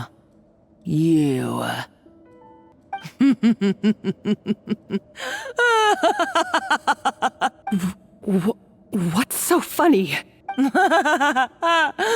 Oh, you're too much. I thought I'd play along for a bit just to amuse myself. You gave a very rousing performance. I saw your dumb plan a mile off. There's no poison in these bottles, just clean, fresh water. No. Revenge is a dish best served cold, you know.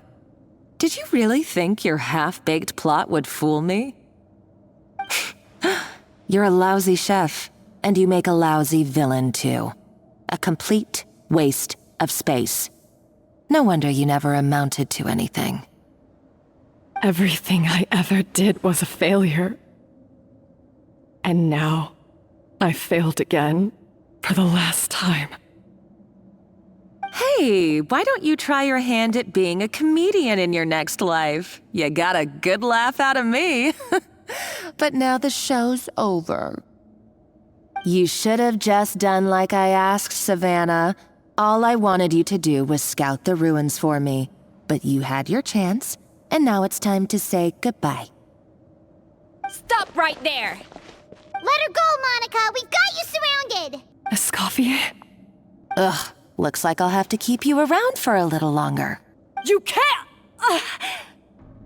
Stay back if you want her alive! Escoffier and the Traveler. I can't take you both on in combat, but if you so much as flinch, I can end Savannah's life in a heartbeat. Monica, what are you hoping to achieve by this? You're about to commit murder, and for what? A recipe? A recipe? You chefs are all blinded by your myopic focus on kitchen affairs. Well, some of us actually have bigger fish to fry. Modeste had a secret.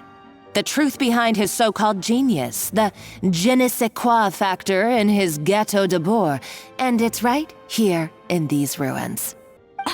Are you serious? You're here because of a Gâteau Debord obsession?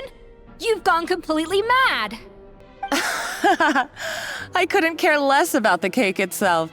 No, the real treasure is the secret ingredient that Modeste sourced from these ruins. He and Savelli were fools.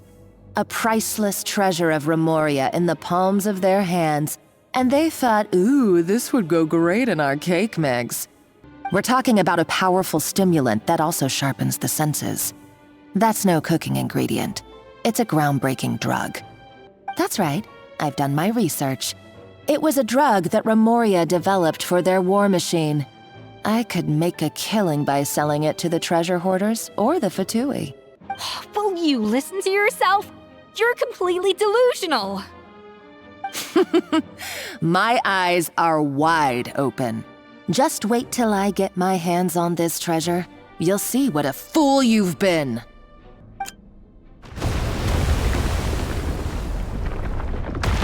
Wait, what's that sound?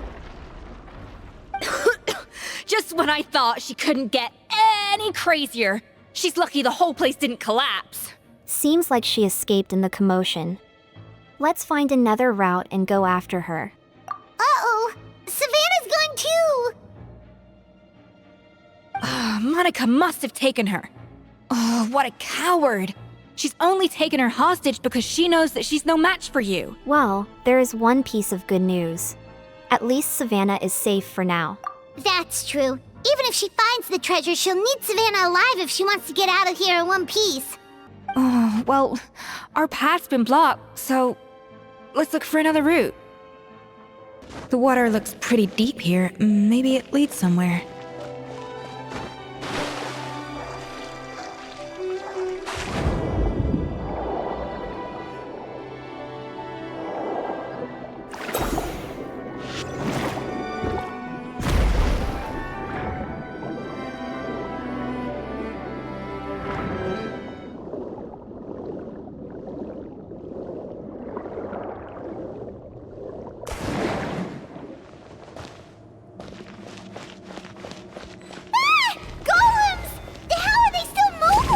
They were probably awakened by the explosion just now.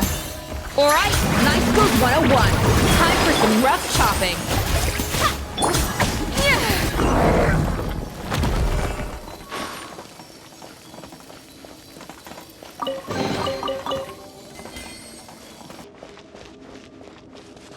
Following the exalted Harmost order, and in accordance with our Sebastos's most sacred, most benevolent temper, we establish here as condolences for the naturalized barbarian soldiers. Savages they may have been, but they were also warriors. With this secret treasure, granted graciously, the warriors' bodily desires are satisfied, that they may fight on with hundredfold bravery.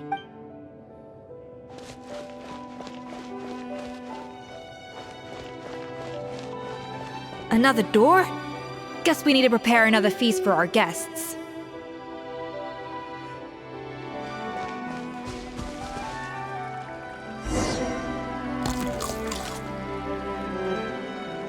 It seems to really like the texture of Rome maritime flowers.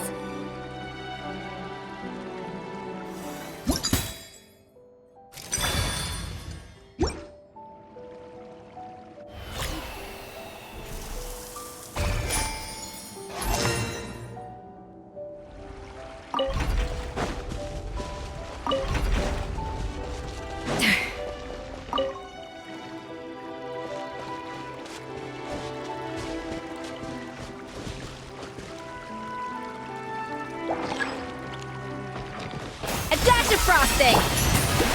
Time to shine! Gotcha! Things are about to get dicey.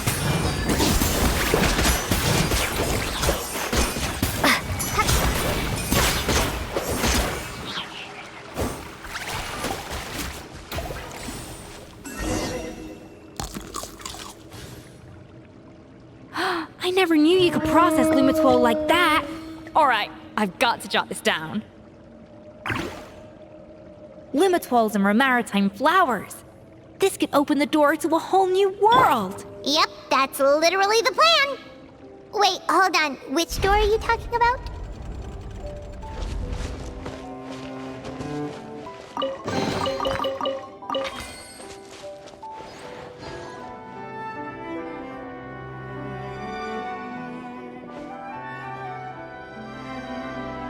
That's strange. These don't look Romorian to me. More like last century Fontaine. They don't look that worn either. Could they have been left by previous adventurers? Adventurers from last century Fontaine, huh? Oh, Modeste and Savelli, do you think they camped here? By the looks of it, this was a one-person camp. They adventured together, but maybe one of them came back alone at a later date. Let's rummage around. They may have left a journal or something. Huh, you really think so? Trust our adventurers' instincts. We're pros at this stuff, just like you're a pro in the kitchen. Well, I'm a pro, at least. Okay, well, the Traveler has more adventuring experience overall, but Paimon's definitely a pro rummager from all those treasure chests. And bingo, found it. Darn it! Paimon was just about to show off her rummaging skills. Huh, no kidding. Are all adventurers so obsessed with journaling? I mean, I guess I take a lot of notes when I'm cooking as well, but I thought that was just me. Anyway, let's find out who was here. It's been years since I've last visited these ruins. It's exactly the way I remember it. This place probably hasn't changed in millennia. Sadly, up above, on dry land, everything has changed. The treasure of Remoria. That's what we used to call it. Modeste was right about its potential. It turned Hotel Debord into a national sensation. Our limited stock of the substance meant that the gâteau could only be produced on a small scale. But this only drove up the popularity all the more. Modeste was right about that too. He predicted all of it. He was praised as a genius, while I, as the one person who'd ever disagreed with him, was labeled a talentless fool. Modeste tried his best to console me, but I knew better than anyone just how great the gulf was between us. Our conversations grew scarce, and we saw less and less of each other. I didn't fight it. He had new friends and a career of his own. Why invite further disdain by inserting myself where I did not belong? I told myself that maybe one day, when I finally created a masterpiece of my own, I'd be able to face him without shame. Or maybe one day, when I've put these feelings of self-loathing behind me, I'd be able to ask him with a smile on my face, how about we go on one more adventure, for old time's sake? Unfortunately, that day will never come. So it was Savelli. From the sounds of it, he came back after Modeste had already died. I always thought it was just a legend. But if it's true, then this must be the place where they found their secret ingredient, the birthplace of Hotel Debord. In that case, what does that say about the death of Modeste? If it's all true, maybe Savelli really did have something to do with it. Let's keep reading. The taste of Hotel Debord has changed. Modeste was convinced of this, even though everyone swore they couldn't tell. Being the perfectionist that he was, he refused to accept even the slightest flaw in his work. He stopped all sales of the product, locked himself away in the kitchen, and worked day and night, vowing to find out where he had gone wrong. But as he baked and taste tested over and over again, he found he only strayed further and further from the original taste. It was only when he was sipping on coffee one day and realized he could not taste the bitterness that the truth finally dawned on him. What had changed was not the gâteau, but his sense of taste. The treasure of Remoria stimulates the senses, taste included, and invigorates the spirit. In the short term, it offers people the ultimate gourmet experience, but in the long term, it dulls their senses entirely. In hindsight, it made perfect sense. After all, why would a culture that sought liberation from the constraints of their bodies care for the loss of their senses? But we realized it too late. We were just too late. Over the course of his many culinary experiments, Modeste exhausted the remaining supply of the treasure of Remoria. He consumed it all himself. The finest culinary talent of his generation now faced a future in which he would never be able to taste anything ever again. Finally, in despair, he took his own life. And because we had become estranged, I could not be there to stop him, to offer some words of comfort, or even to say goodbye. Yet despite everything, he sent me his final letter. The treasure of Remoria? Guess Monica was really onto something. It really was a kind of drug. So, Modeste chose to end his own life. Then, why all the rumors that Savelli murdered him? Also, neither the Codex nor any other contemporary records make any mention of the treasure of Remoria. It's almost as if someone deliberately erased it from history. Modeste told me everything in his final letter. His was a tale of how even a genius could fail, and how much more devastating it is when it happens. Did he hope I would gain some personal catharsis from knowing the truth? Or maybe he wished for me to warn the public about the dangers of Hotel Debord, proving that I had been right all along. But if the public ever learned how Modeste's greatest triumph became his undoing, his fall from grace would be swift and merciless. 1 minute a genius, the next a joke. It would surely spell the end for his restaurant too. What would be his legacy then? How would future generations view everything we built together? I fear the scorn I have faced these last years would pale in comparison to the scorn shown to him by the history books. I cannot let that come to pass. I will do what I must to protect his name. It will mean tampering with his notes to remove the damning details, leaving mere fragments of our story behind. It may lead his family to suspect me of having a hand in his demise. But if that's the price of destroying all evidence of my crimes, then so be it. I would rather the world believe a tale of genius and jealousy than see his reputation in tatters. The final loose end is the evidence here, at the bottom of the sea. Oh no. We've got to stop Monica. Huh? What's wrong? Didn't we say Savannah should be safe for now? So we thought, but if Monica finds out what happened to the treasure, there's no telling what she might do.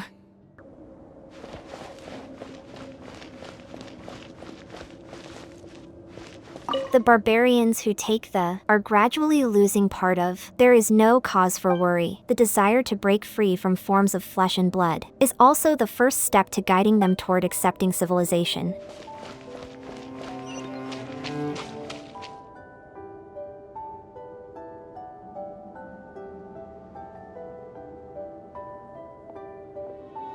The treasure of Remoria.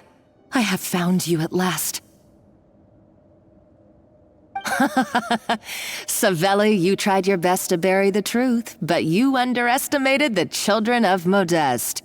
Some fragments of his diary escaped your clutches, and we have held on to them for generations.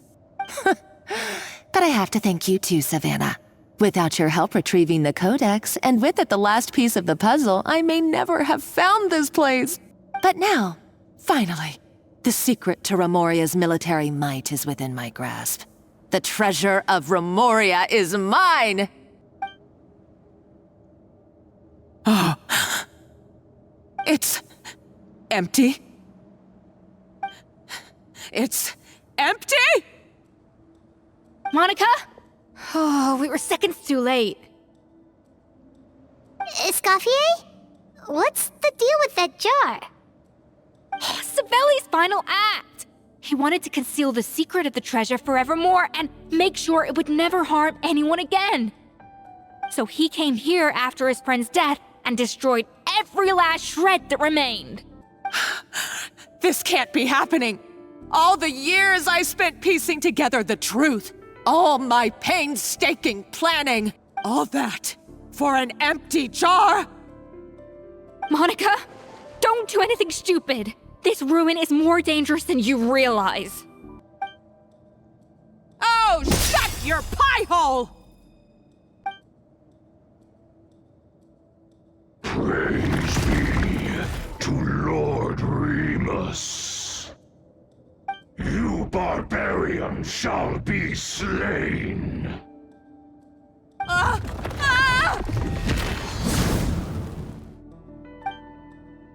She's a nutcase! A liability to herself and everyone else! Well, now it's up to us to clean up the mess she's made. Take these golems out!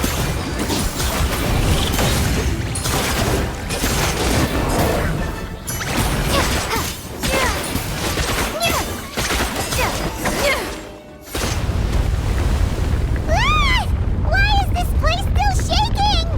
Maybe it's because of the fighting? Or maybe because Monica was too trigger-happy with her explosives. Either way, it's all her fault. Enough chit-chat. Let's get out of here, Traveler Escoffier, come on! Okay, I'm coming. Oh, no you don't. If I can't get what I want, neither will any of you. I've got nothing to show for my life's work so far. But if I can take another so-called genius down with me in my final moment, then it was all worth it.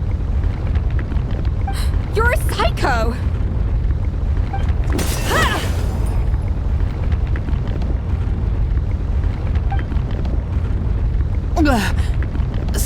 Savannah? When did you wake up?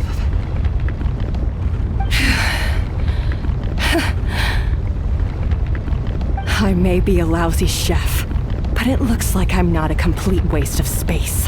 Hey, we need to go. We're out of time. Traveler? Okay, let's go!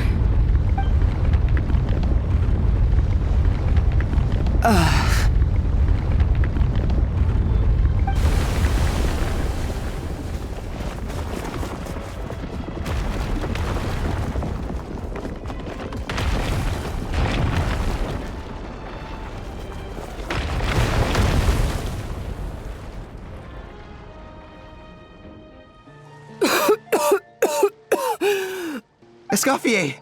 Savannah! Traveler! And Paimon! Venejem! What are you all doing here? What did you expect us to do? Stay at the restaurant and sit on our merry derrieres? While the Traveler and Escoffier were out here risking their lives? We had to do something. Even though that something ended up being, well, waiting for you here instead. I don't deserve any of you. And I certainly don't deserve to be your head chef. It was my fault Escoffier had to leave. Then I couldn't live up to her standards. I acted like a tyrant in the kitchen. And now I almost got myself killed. Come back, Escoffier. Come and be our head chef again. I'll never be able to replace you. Okay, so everything I said to you the day I left, it just went in one ear and out the other? Huh? Sorry, I was kinda in my own head at the time. All I could think about was the Lumine situation. What was it you said again? Forget it. It doesn't matter. Anyway, I didn't leave this job because of you. And you're not nearly as awful a chef as you think. If you were that bad, why would all your staff show up here for you? Escoffier's right. Sure, you nitpick our work and get us to do things over a lot. But when it comes down to it, you're the one who's always doing whatever it takes to make sure the customers get served on time, every time. Things were pretty rough after Escoffier left, and Savannah's the only reason we've been able to make it through. Our customers know that Escoffier doesn't work for us anymore. But the fact is, they keep coming back. If that's not an endorsement of your work, I don't know what is. At the end of the day, we're all human, and we all make mistakes. All we can do is recognize where we get it wrong and do our best to improve. That's all that's humanly possible. No, I get what you're saying, but what I did to Fermont and to Escoffier, it's unforgivable. Well, about that, there's someone else here to see you, Chef. It's been a while, Chef Savannah. Fermont? I'm so sorry. I put far too much pressure on you. And the way I stubbornly refused to go and see you after you fell ill. There's no excuse. But I'm too late, aren't I? The damage is done. I heard that you can't even hold a kitchen knife anymore. Actually, I think I'm going to be just fine. Huh? We thought Firmin's problem was purely psychological in nature. But after the threat letter came to light, it got Firmin thinking. And then he remembered the tea that Monica used to give him every night. And as it turns out, she was lacing it with Lumine the whole time. No way! Doesn't that cause nerve damage? It can. High doses pose a risk of serious nervous and sensory complications. But if you calculate the dosage carefully, you can control the extent of its effects. A small dose might simply make a person more emotional, whether that means more fragile or more hot-tempered. No wonder it seemed like you'd lost your edge. I asked my friends at the Fontaine Research Institute about it. They said that with the low dose I was taking, the risks are pretty small. They also fixed me up with some meds and said I should recover in no time. You're already sounding a lot more confident. Well, that's what happens when you give someone a little bit of hope to cling on to. There's more. We believe that Firmin was likely not Monica's only victim. You mean she poisoned me too? Oh, so that's why Savannah's been so irritable this whole time! Let's not be too quick to blame everything on the Lumine. That stuff can only amplify what's already there.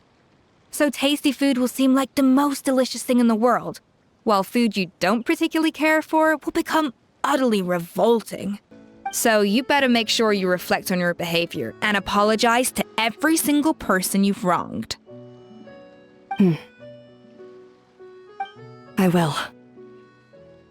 I'm sorry. There's still one question that's really bugging me.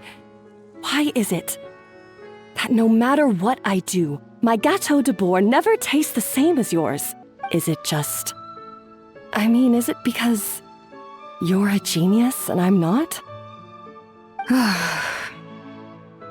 It's because the heating element in your oven is broken, you silly goose. What? Is that it? I felt like something was off during the cooking contest. Once I got around to checking all the equipment, I noticed it right away. There was a half-degree discrepancy between the temperature setting and the actual temperature. All the ovens in the whole kitchen had the same problem, which confused me at the time, but by this point, it's pretty obvious that Monica must have tampered with them.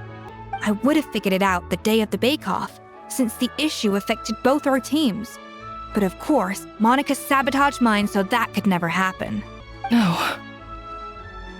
I spent so long trying to find out where I was going wrong, and then you pinpoint the problem in just one night?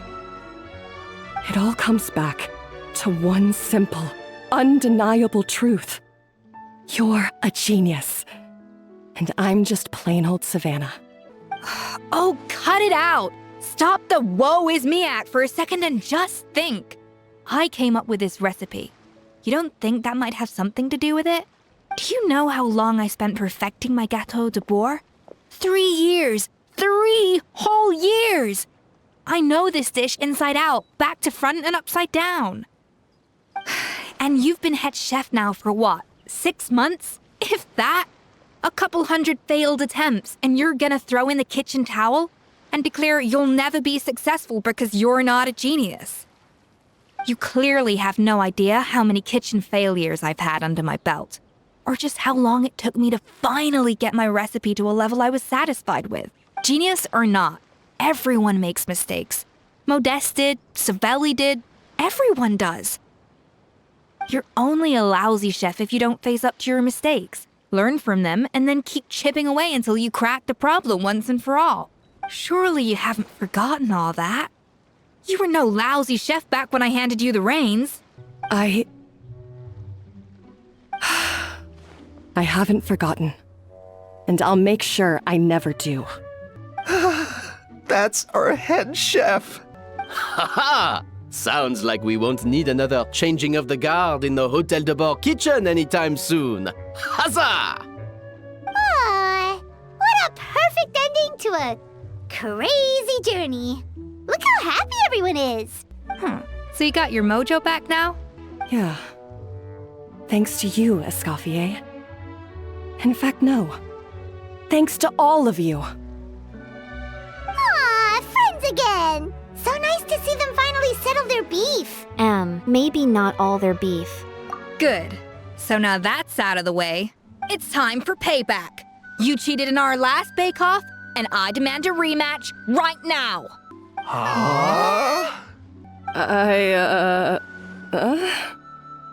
But that was mostly Monica's fault, wasn't it? Right. And also, does it have to be right now?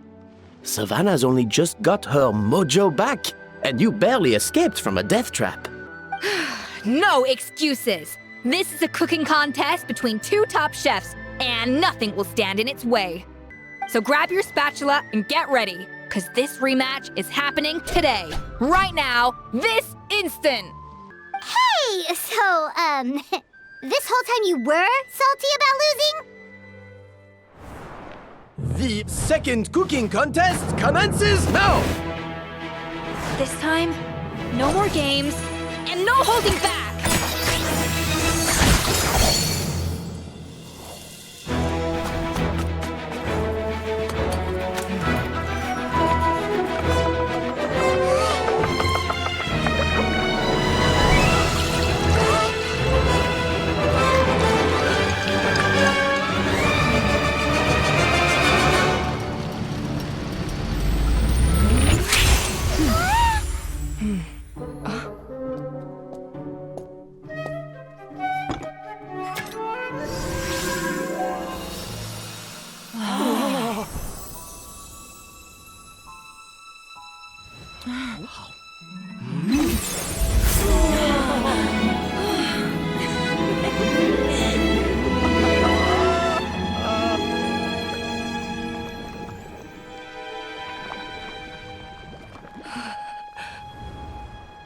I feel like I don't have the right to be here. Hey, what are you so afraid of? You can't unbake it now. And if you don't serve it, then good or bad, you'll never find out how to improve. If you're too scared to fail, you'll never know what real success tastes like. So? Embrace your failure. Taste it. Digest it. That's the way to success. I don't know. Sounds like it's easier said than done. I'll do it.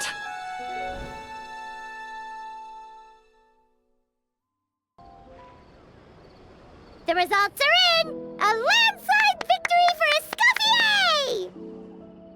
Escoffier! Quite rightly, too. Piece of cake. Her tail seems very happy with the results. Oh yeah, look at that! Savannah looks pretty chipper too, considering she lost. This wasn't for you, was it? You did this for Savannah's sake. Now, where were we? Yes. Do you have any more questions for me after everything that's happened? What about your future plans? Are you going to stay at the Flu Sendra? I thought Navia would have filled you in. And actually, I said all this to Savannah before I left. Although, as we saw, I don't think any of it sank in. I had 2 reasons for leaving. One was the food safety incident, of course, but the other was that the Hotel Debord had reached a point where it didn't need me anymore. So I decided to step down and look for new opportunities to improve myself. Improve how? Well, a while back, I got to know a fellow chef from Liyue, and in her, I saw so many new possibilities. She has that same adventurous spirit that Modeste and Sibeli had in their youth. Slime mucus, lizard tails. With her, nothing's off the table. There's a whole world of new flavors out there waiting to be explored, hiding away in ingredients we overlook. Case in point, remember those Romaritime flowers down in the ruins? I used them in the cooking contest just now. Did you taste the difference? What? Paimon didn't notice at all! Half of the art of cooking is dissecting the recipes of previous chefs and figuring out the exact constellation of elements that gave their work its signature taste. And the other half, it lies in freeing yourself from the confines of the kitchen. You've got to go out and explore the endless possibilities out there. Uh-oh. Paimon's suddenly not sure she wants to try your cooking anymore. Well, I'm always down to be your taste tester. Don't worry, it's not going to be a free-for-all like in Modeste's time. Before I put anything into my food, I'll obviously do my research, make sure it doesn't contain any harmful substances. In the meantime, take this. It's a recipe for Petit Gâteau Debord revised version. I tweaked it to suit your needs as busy adventurers. Hope you enjoy, and remember, feedback is always welcome. All right! So, do you ever see yourself returning to Hotel Debord? Oh, of course. I've already promised Vanishem that I'll come back every once in a while to make sure the quality of the food remains at an acceptable level. Good luck to Savannah, I guess. You know, Paimon's still a little disappointed that we never got to see the treasure of Remoria. Surely Monica wouldn't have gotten drawn in so deeply if it wasn't for all the mystery surrounding the original Gâteau Debord. She practically dedicated her life to finding the lost pieces of Modeste's diary. Then went to all that trouble to infiltrate the Hotel Debord. And in the end, it was all for nothing. She sold her soul for a dream, then had a rude awakening. Her life's work became a grand exercise in futility. Since you mentioned the treasure, between Modeste's writings and what we saw in those ruins, I think I may have figured out the truth. The so-called treasure of Remoria was most likely a substance that the Remorians extracted from Lumitoiles, better known to us as Lumine. Huh? So then, why all the hype back in the early days of Gâteau Debord? Don't forget, it was a very different era. We could barely even refine sugar back then, so desserts were very much in their infancy. In a world of bland food, it's no wonder that the first thing to really excite people's taste buds took the world by storm. And as for the Lumine, it may well have been somewhat valuable in ancient times. But these days, it's just another drug from the Fontaine Research Institute. Even if Savelli hadn't destroyed it all, I doubt it would be worth that much these days. So after all that, there was nothing in those ruins but worthless junk. Feels strange to say it, but Paimon almost feels sorry for Monica. She sacrificed it all only to get nothing in return. She got exactly what she deserved. Hey! Huh? Navia? You just got back from that underwater ruin, right? Well, check it out. They ran a special issue. Did you see anything like this down there? Freshly unearthed from the ruins of Rumoria. A magnificent jar thought to be over 1,000 years old. Experts say it has immense artistic and historical value. It could be worth an absolute fortune. Wait, isn't that the jar they used to hold the treasure? If only it was still in one piece. Some butterfingers must have dropped it or something. Ugh, it's such a shame.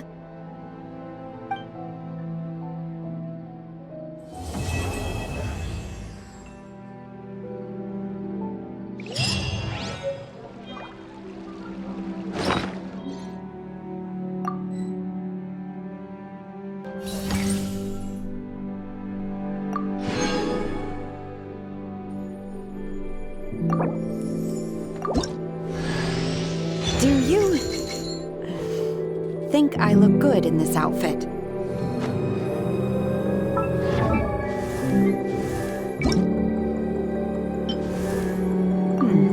Is this what they call material desire?